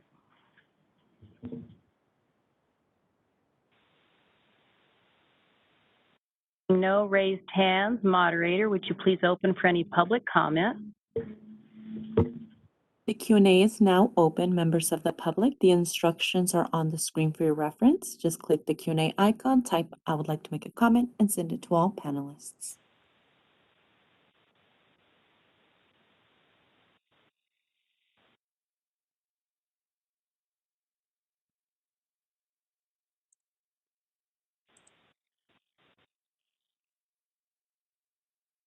No requests have been submitted. Would you like me to close the Q&A feature?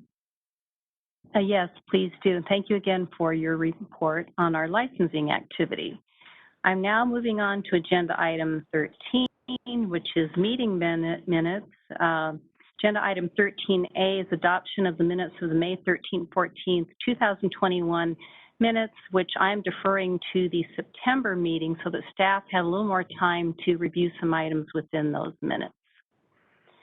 And moving on, if I have a member that would like to accept the minutes in agenda items 13B, C, D, and E, which are advisory committees and our CPC, Legislative Committee Enforcement Program Oversight Committee, if a member would like to make a motion to accept those areas.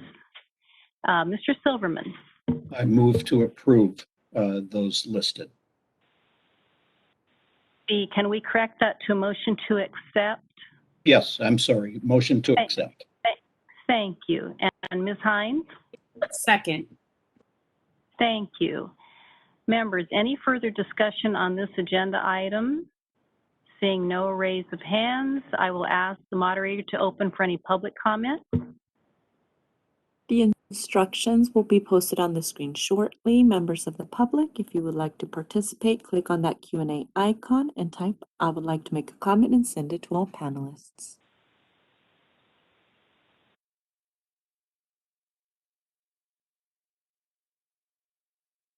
No requests have been submitted. Would you like me to close the Q&A feature? Yes, please do. Ms. Reed, would you call for the vote and provide us with the results?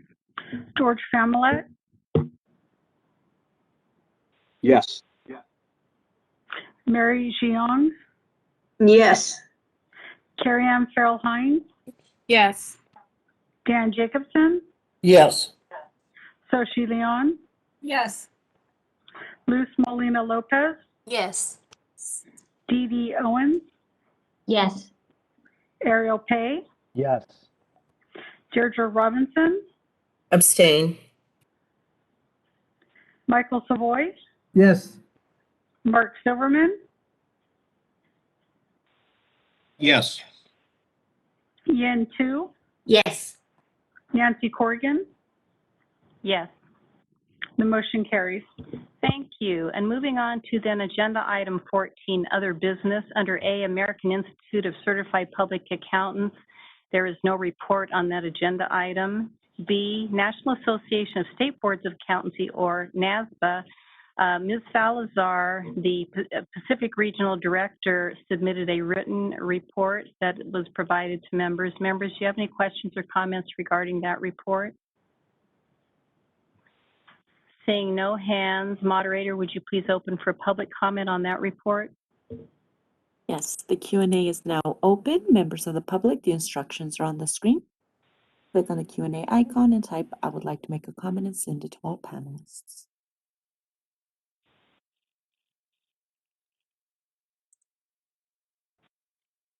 No requests have been submitted. Would you like me to close the Q&A feature? Yes, please do. Thank you. And moving on to agenda item 14B2A, Continuing Professional Education Committee, no report on that. I haven't met since our last meeting. 2B, Relations with Member Boards Committee. Again, Ms. Salazar submitted a written report. Members, I need to know whether you have any questions that we can try to assist with. Seeing no raise of hands, moderator, would you please ask the public for any comments? Members of the public, the Q&A is now open.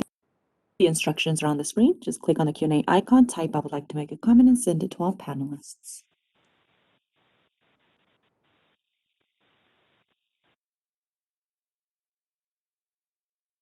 No requests have been submitted. Would you like me to close the Q&A feature? Yes, please do. Agenda item 14B2C, Strategic Planning Task Force. There is no report. Leading to D, report on the June 22nd, 23rd, 2021 regional meeting of NASBA. And I attended that meeting, and I do want to say that the conference was expertly led by Ms. Salazar in her role as NASBA's Pacific Regional Director. The conference brought together 4 Eastern regions and 4 Western regions of state boards. And I'm going to just give the highlights because obviously we cover a lot of information in those conferences. One of them was focused on the CPA pipeline, trying to remove barriers to entry and also attract diverse candidates. There's been a general decline in accounting grads and those sitting for the exam, and this is both pre and post-COVID.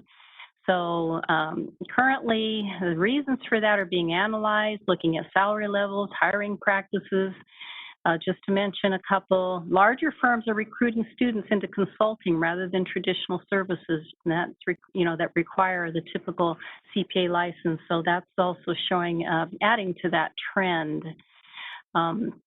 There is always a legislative update at those conferences, and there's a movement to remove state lines to encourage mobility, remove barriers. And this also combats that effort that we've heard a lot about over time to deregulate licenses and efforts to reduce regulatory oversight and ease entry for occupations and professions. So by easing mobility between states, that will hopefully help in that area. The discussion of new CPA exam content, data analytics and business process understanding will be included in that. The focus will be on candidates with 1 to 2 year experience, questions pertaining to such topics as estate tax and international financial reporting standards and things like that, that are topics like that or that are beyond the level of experience for that 1 to 2 year person are being removed from future exams so that they are truly being tested on the knowledge to which they should be exposed. Core areas of the exam are in the process of being defined, as we know from a presentation a little bit earlier by Ms. Center, and along with the disciplines and the related content there. And so we will have a chance to put our information together, submit our response, and that will lead to an exposure draft, so that will be released for more formal responses later. Transitioning from the current exam format to the new exam format is a very complicated process that was discussed. It's being planned very carefully so that candidates are not penalized for sections that they passed under the current format and transitioning and taking the rest of their exam under the new format. So they are developing conversion tables or charts so that these candidates are not penalized. And progress is being made on remote CPA exam testing. They're still working on many technical issues, operating policies, system integration, and security. They're not in any hurry to rush for pilot testing until they have some of these key issues resolved so that they can do it correctly. And reminding members that remote testing is not planned for continued use, but rather for emergency use only. Currently, 54 states will accept, states and jurisdictions will accept remote test scores. Colorado's decision is currently pending, and I would think soon we would have all 55. We discussed education, accreditation, and changes in that process that make it easier for students to transfer between institutions, removing barriers so they get credit and transfer in between and can go forward with their accounting degrees and hopefully becoming CPAs. There was a presentation regarding options for meeting the 150-hour educational requirement and maximizing the worth of future CPAs in today's environment. Data science and data analytics skills are needed, as we've been hearing. Otherwise, non-accounting graduates are being hired by firms, which is also adding to this pipeline issue. There are education research projects underway to review these needs and best deal with them. CPA Evolution, the AICPA and NASBA are providing resources to colleges covering data analytics and other technology areas in the format of 1 to 2 class sessions to aid with the education gap, to bring them all up to par with the exam that will be here before we know it in January 2024. So that's all been very important. That there is a shift in students going to college near home rather than away from home, attending 2-year versus 4-year institutions, some electing not to attend college, others deferring going to college, changing majors, obtaining degrees faster to save on costs, and also questioning the value of extra education. A lot of this can be COVID-driven. Anyway, the analysis, hopefully, surveys, et cetera, will provide some answers and maybe redirect some of this. There is the Accounting STEM Pursuit Act introduced by Congress and was discussed recognizing as part of STEM, which is science, technology, engineering, and mathematics in schools, adding accounting as a part of that. And this would promote career awareness in accounting. It would be a valuable career pathway and encourage diversity in the future. So we'll have to wait and see how that legislation goes. There was a regional breakout session that I attended, and issues that were brought up by various states, including California, had to do with the pipeline as well as diversity issues, outreach events, and how this can help with pipeline and diversity issues. And of course, I gave California big kudos for our success in that. Unlicensed CPA work being performed for mobility issues, impact that COVID has had on testing centers, budget and possible government shutdowns. Alaska and Arizona, very serious for them. Staffing and advisory committee needs. This is one state that we're working with that. And the anti-licensing regulation environment that we have been hearing so much about. I then attended a president-chair meeting for boards discussing CPA firm staff shortages, pipeline issues again, how virtual teleworking may really reduce this and go to help this. Whether the 150-hour education requirement is a detriment to the profession, someone brought that up. Low salaries for CPAs, the need to repackage the CPA image to make it more attractive for new candidates and keep the current ones interested. And the question of, will colleges be ready for the new exam in January 2024? Big question. Members, may I answer any questions regarding my report? Seeing no hands, moderator, would you please ask for public comments? This is the moderator. I've opened up the Q&A. Members of the public, the instructions are on the screen. Just click on the Q&A icon, type I would like to make a comment, and send it to all panelists.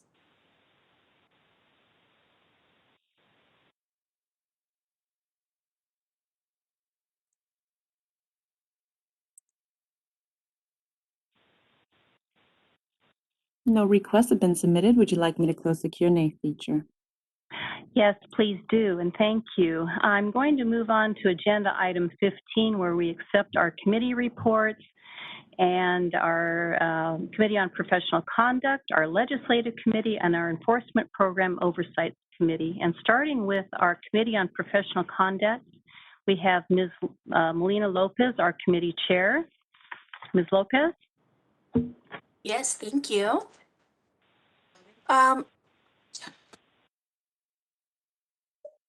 Yes.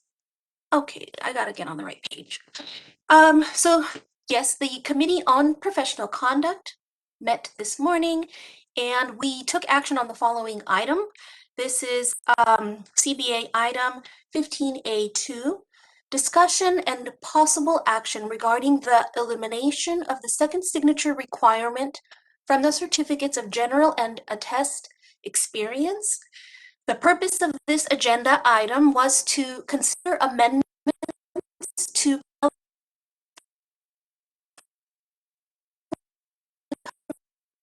Title 6 requirement on certificates of general and attest experience. CPA licensing applicants are required to obtain 12 months of general accounting experience under the supervision of a licensed active CPA. Applicants seeking authority to attest 100 hours of attest experience under the supervision of a licensed active CPA that has authority to perform attest services. CBA regulations, section 12 and 12.5, state that experience must be verified by the licensee supervising the experience and by a second person with a higher level of responsibility. Since the time of the posting of the boards of accountancy, and they did not find any state that required a second supervisor to verify experience. A review of the UAA model rules was also conducted by staff. The model rules indicate experience should be verified by a licensee, thus providing additional support. The CPC discussed amendment. The amendment would not pose any risk, and this change would enter into the accounting profession. During public comment, Johnson Fox, CPA, also voiced support for eliminating second signature. The CPC recommend the CBA direct staff. Can you hear me? Hello? Ms. Melina Lopez, you're cutting in and out. We're getting most I of think it. I might We're be getting back. most of your report, but not all of it. We could have Ms. Pierce. She has the talking points, and she could finish that for you. May we do that?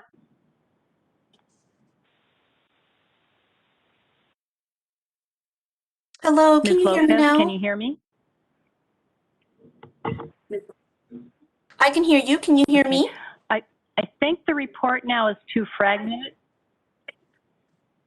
The report is so fragmented, I'm going to have Ms. Pierce pick up where you left off and continue for you.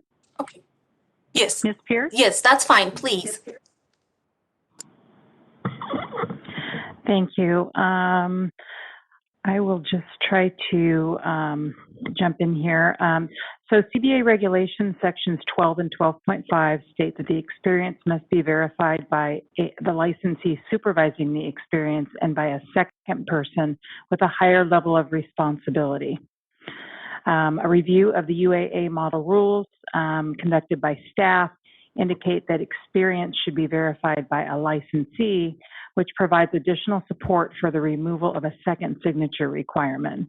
The CPC discussed that the amendment would not pose any risk, and this change would enhance entry into the accounting profession. During public comment, Jason Fox with Cal CPA also voiced support for eliminating the second signature.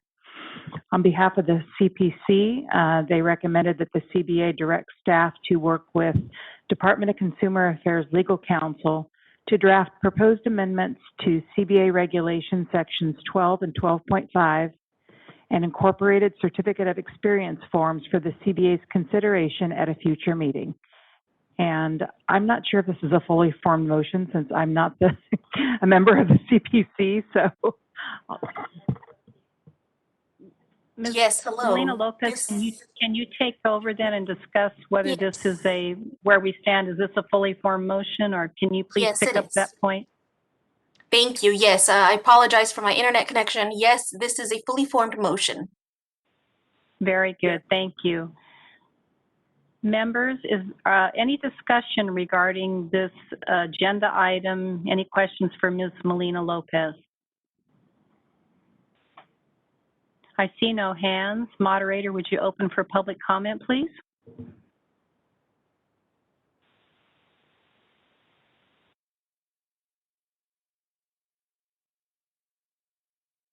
This is the moderator. The Q&A is now open. The instructions are on the screen. If you would like to participate, click on the Q&A icon and type, "I would like to make a comment," and send it to all panelists.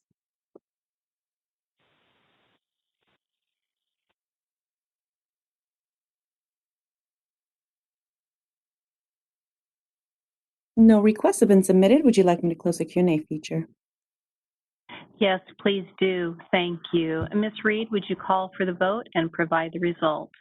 George Familet, Yes. Mary Jiang, Yes. Carrie Ann Farrell Hines, Yes.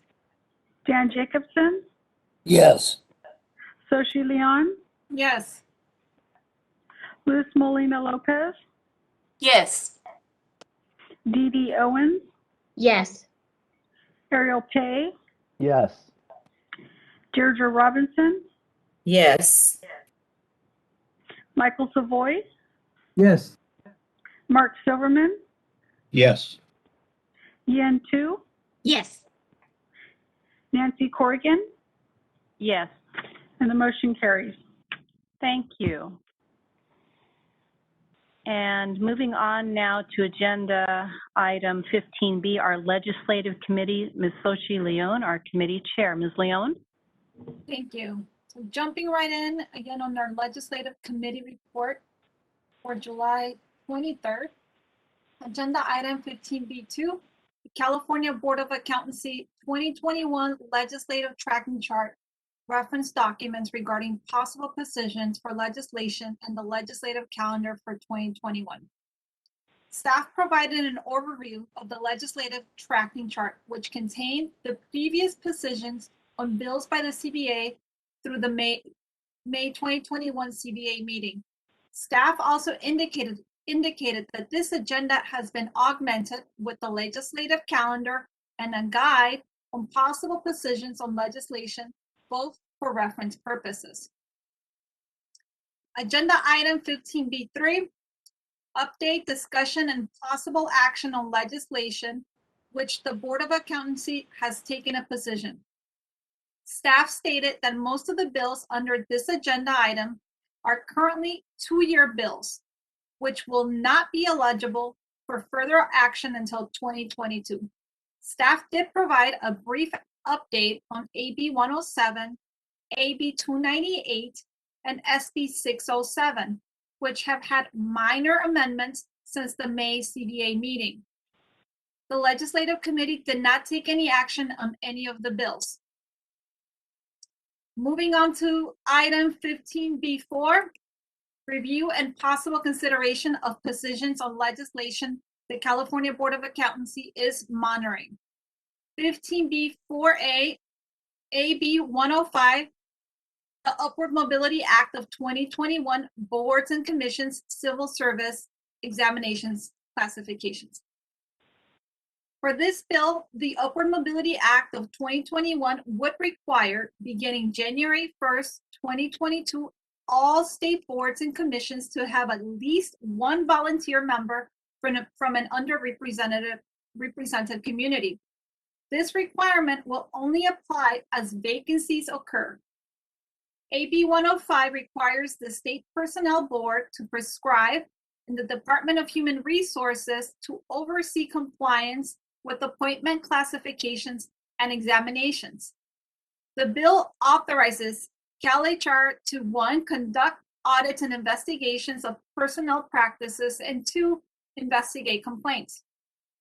AB 105 requires CalHR to develop model upward mobility goals by July 1st, 2022.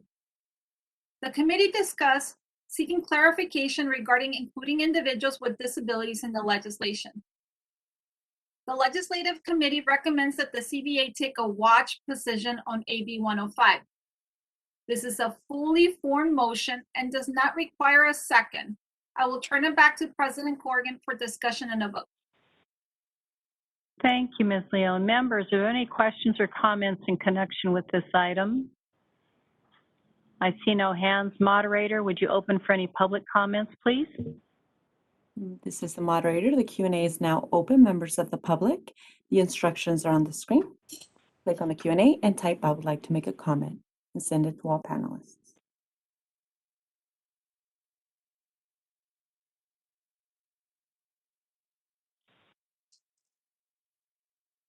No requests have been submitted. Would you like me to close the Q&A? Yes, please do. Ms. Reed, would you call for the vote and provide the result? George Familet, Yes. Mary Jiang, Yes. Carrie Ann Farrell Hines, Yes. Dan Jacobson, Yes. Soshi Leon, Yes. Luz Molina Lopez, Yes. Dee Owens, Yes. Ariel Pay, Yes. Deirdre Robinson, Yes. Michael Savoy, Yes. Mark Silverman, Yes. Yin Tu, Yes. Nancy Corrigan. Yes. The motion carries. Thank you. Ms. Leon, please continue. Great, thank you. Moving on to item 15B4B. Senate Bill 702, gubernatorial appointments and reports. Senate Bill 702 would require the governor's office convene a working group to discuss and make recommendations on the most effective way to ensure the state's leadership on boards and commissions reflects diversity in age, ethnicity, gender identity, disability status, region, veteran status, and sexual orientation, among other things. This bill specifies the composition of the working group, identifies the issues its recommendations shall address, and details information to be reported annually to the legislature and made available to the public on the governor's website. The working group shall meet beginning April 1st, 2022, and meet 5 additional times before May 1st, 2023. Then complete its work before being sunset on January 1st, 2024. The committee discussed implementation and whether data presently exists regarding representation on boards and commission. Ms. Farrell-Hines stated that this legislation would be helpful to set the stage to bring a balanced representation to boards and commission. The Legislative Committee recommends that the CBA take a support position on SB 702. This is a fully formed motion and does not require a second. I will turn it back to President Corrigan for discussion and a vote. Thank you, Ms. Leon. And members, I do see a hand. Ms. Molina? Yes, thank you, President Corrigan. I do want to offer disclosure and say that I am in support of I support HOPE, which is one of the sponsors of this bill. And I am also in support of the action that the committee took on this bill. I appreciate the discussion earlier this morning. Thank you. Thank you. Anything else from any other members? And not seeing any hands. Moderator, would you open for public comment, please? Instructions will be on the screen. And if you would like to participate, click on the Q&A icon and type, I would like to make a comment, and send it to all panelists.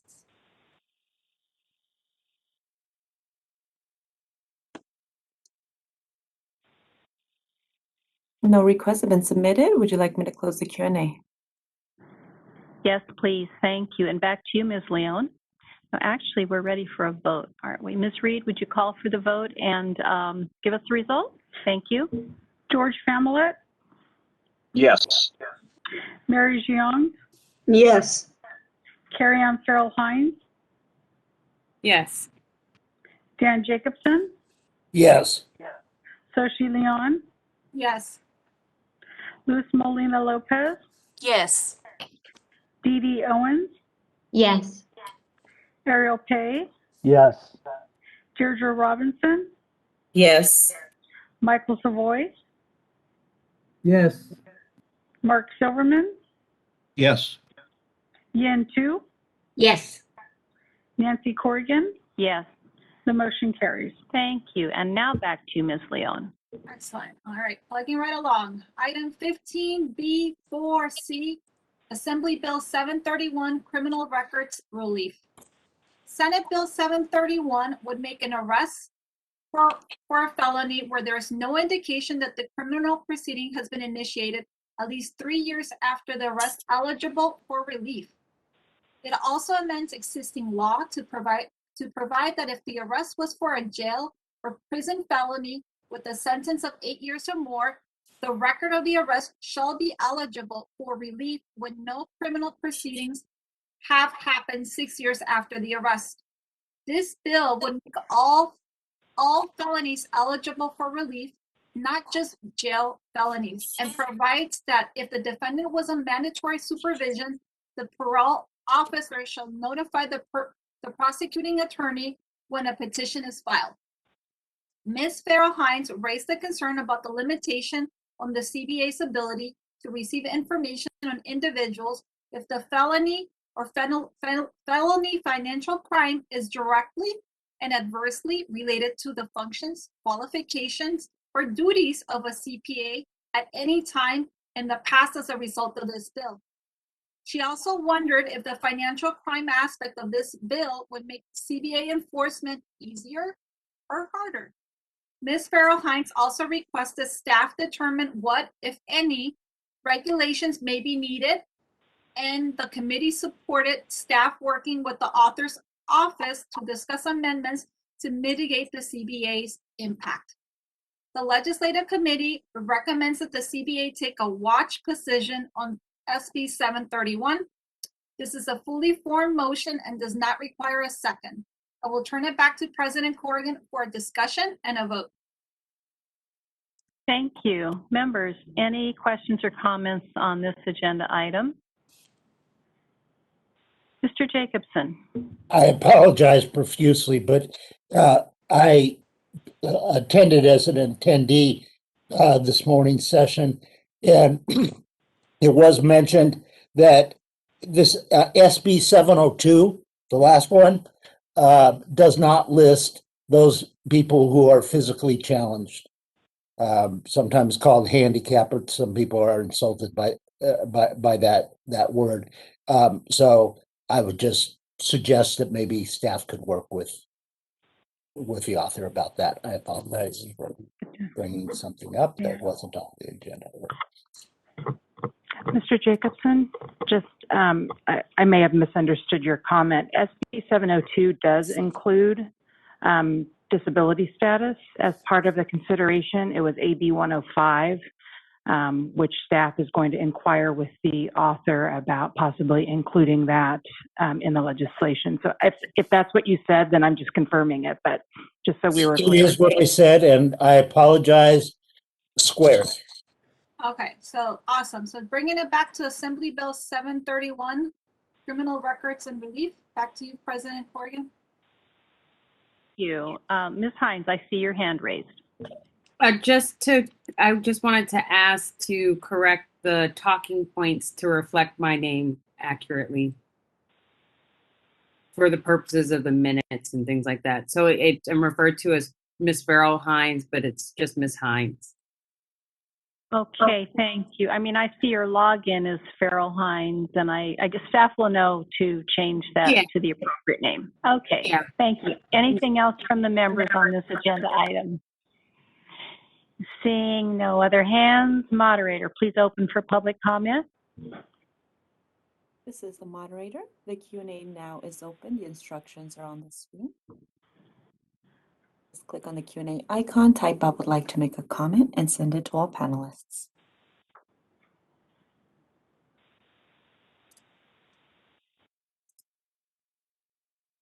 No requests have been submitted. Would you like me to close the Q&A feature? Yes, please do. Ms. Reed, would you call for the vote and provide the result? Thank you. George Familat, Yes.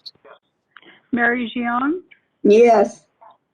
Carrie Ann Farrell Hines, Yes. Dan Jacobson, Yes. Soshi Leon, Yes. Luz Molina Lopez, Yes. Dee Dee Owens, Yes. Ariel Tay, Yes.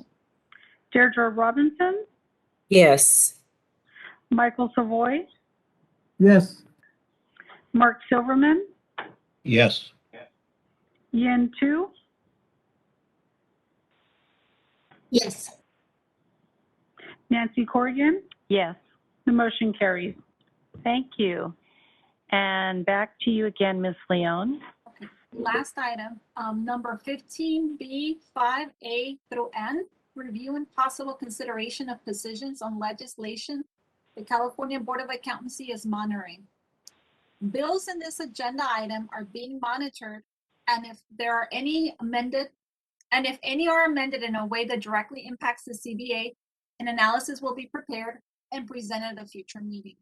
No action was taken on this agenda item. Madam President, this concludes my update. Thank you. Members, any questions regarding this agenda item for Ms. Leon? I see no hands. Moderator, would you ask for any public comments, please? This is the moderator. The Q&A is now open. The instructions will be on the screen.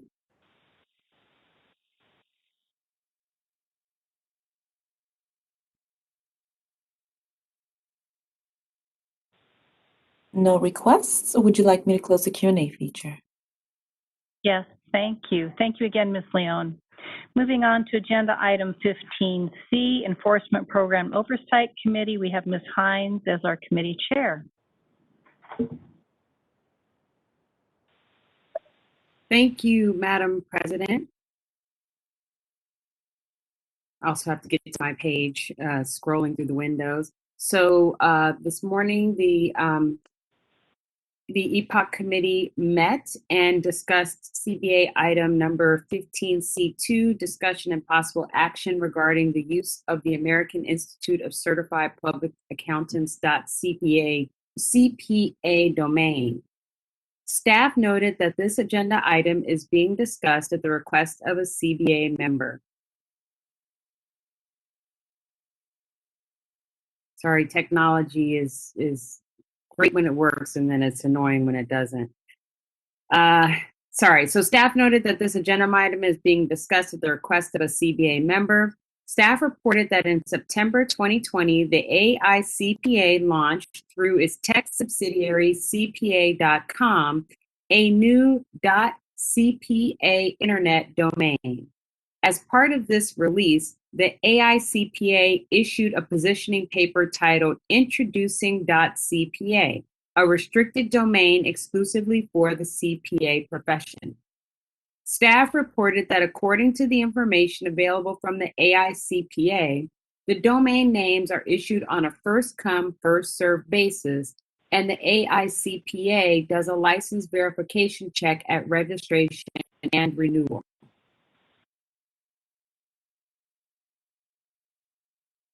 For those subscriptions over a year long, the AICPA says it will take a risk-based approach to determining if at least one subscriber holds a valid license. On the AICPA website, which includes a series of frequently asked questions, the following are listed as eligible to apply for and receive a .CPA domain. 1, a CPA firm with a CPA firm license issued by a state board of accountancy, and/or 2, an individual with a CPA license issued by a state board of accountancy. After a further review of the terms and conditions on the website, the AICPA lists a third category, a not-for-profit professional organization exclusively engaged in supporting the profession and/or in representing the profession's interests. Staff did identify at least one CPA society has registered such a domain name, the Texas CPA Society. As the CBA considers this topic, staff have included various code sections applicable to the use of the term and abbreviation of CPA. These can be found beginning on the middle of page 2 and continuing on to page 3.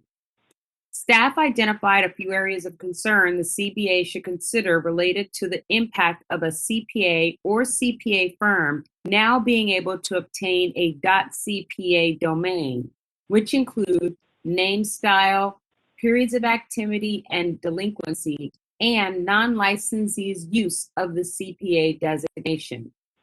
Staff did reach out to NASBA regarding whether the UAA model rules may be updated to address the use of the .CPA domain name and have been informed no such changes are being contemplated at this time. Staff identified one state, Arizona, which maintains some level of flexibility to offer policy statements regarding the enforceability of certain statutes and adopted regulations. The Arizona Board of Accountancy issued a substantive policy statement that took a position that email addresses and domain names that do not exactly match the CPA or CPA firm name found on the license would not be considered a violation of Arizona statutes.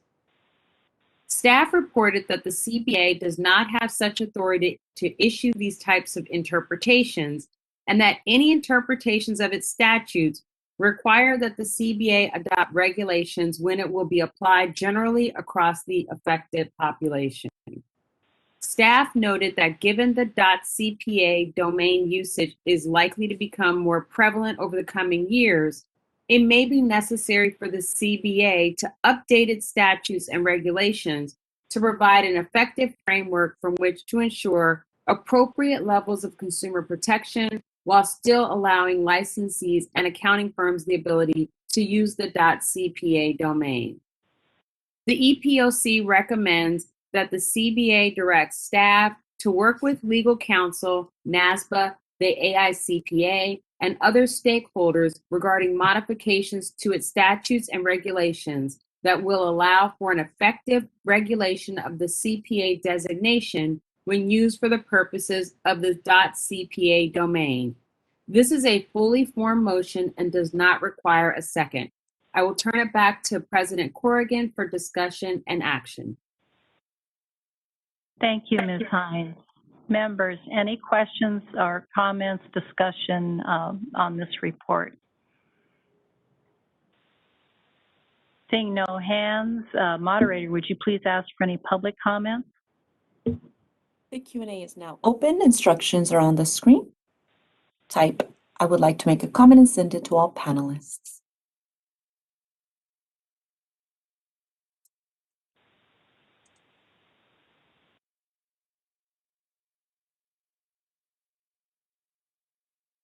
No requests have been submitted. Would you like me to close the Q&A feature? Yes, please. Thank you. Ms. Reed, would you call for the vote and provide the result? George Familet, Yes. Mary Jiang, Yes. Carrie Ann Farrell Hines, Yes. Dan Jacobson, Yes. Soshi Leon, Yes. Luz Molina Lopez, Yes. Dee Dee Owens, Yes. Ariel Pay, Yes. Deirdre Robinson, Yes. Michael Savoy, Abstain. Mark Silverman, Yes. Yin Tu, Yes. Nancy Corrigan. Yes. The motion passes. Thank you. And I am now moving on to agenda item 16, which is closing business. These are agenda items for future California Board of Accountancy meetings. Members, are there topics that you would like to suggest for consideration at a future meeting?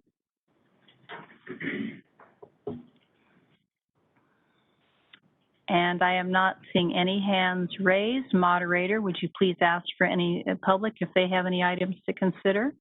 The Q&A is now open. Members of the public, the instructions are on the screen. Click on the Q&A icon, type I would like to make a comment and send it to all panelists.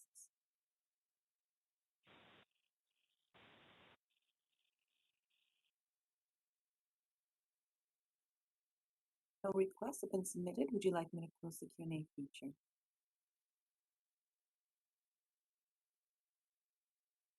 Moderator, I'm unable to hear you, but I believe you asked if I want you to close. I'm unable And to I hear actually, you. are you able to hear me now? I am. Thank you. I actually opened it up and asked if there were any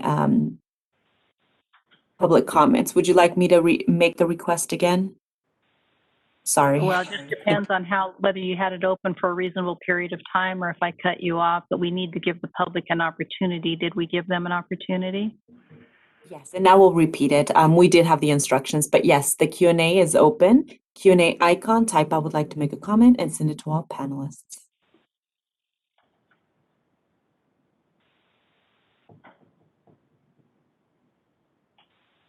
There, would you like me to close the Q&A feature?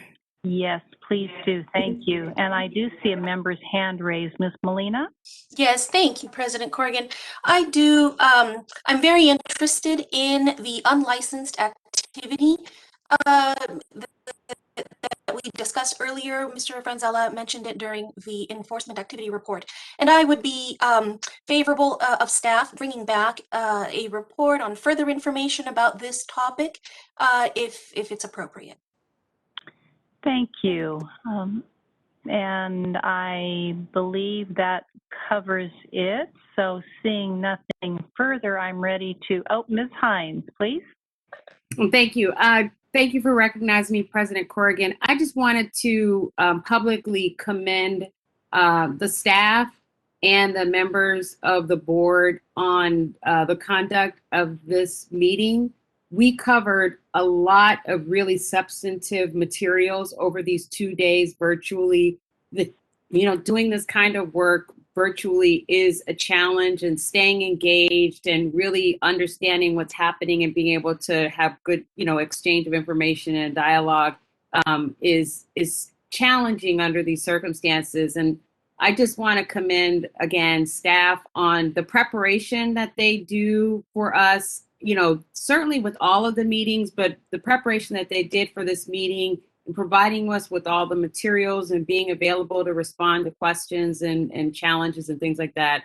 It is very much appreciated, and it makes it easier for you know, members like myself to be able to participate. So kudos to the staff for your help, and also to my fellow board members on your work and your preparation in serving on this board. Thank you, Ms. Hines. Ms. Young? Yes, I was just curious, maybe for future meetings, when we have the closed session of the three cases that we discussing with the applicants, asking for whatever they're working. 2 out of the 3 showed a video of themselves, but the one candidate didn't. So would it be helpful to ask them if they're able to maybe turn on their video so we could see, like I said, when we have in-person meeting, we could see body language, we could see person, and on the video, it's better than nothing. But when we see blank, name, then it's sort of hard for us. I just thought I'd make that maybe a request. If they're able, if they have no camera, then I guess they can't. But sometimes maybe if we remember to maybe ask them to turn on video, that would be helpful. I'm just making a comment for future meetings. Thank you. And you might note that on the third one, I did make that request, and it is the plan to make that request and going and continuing in the future. So that's right.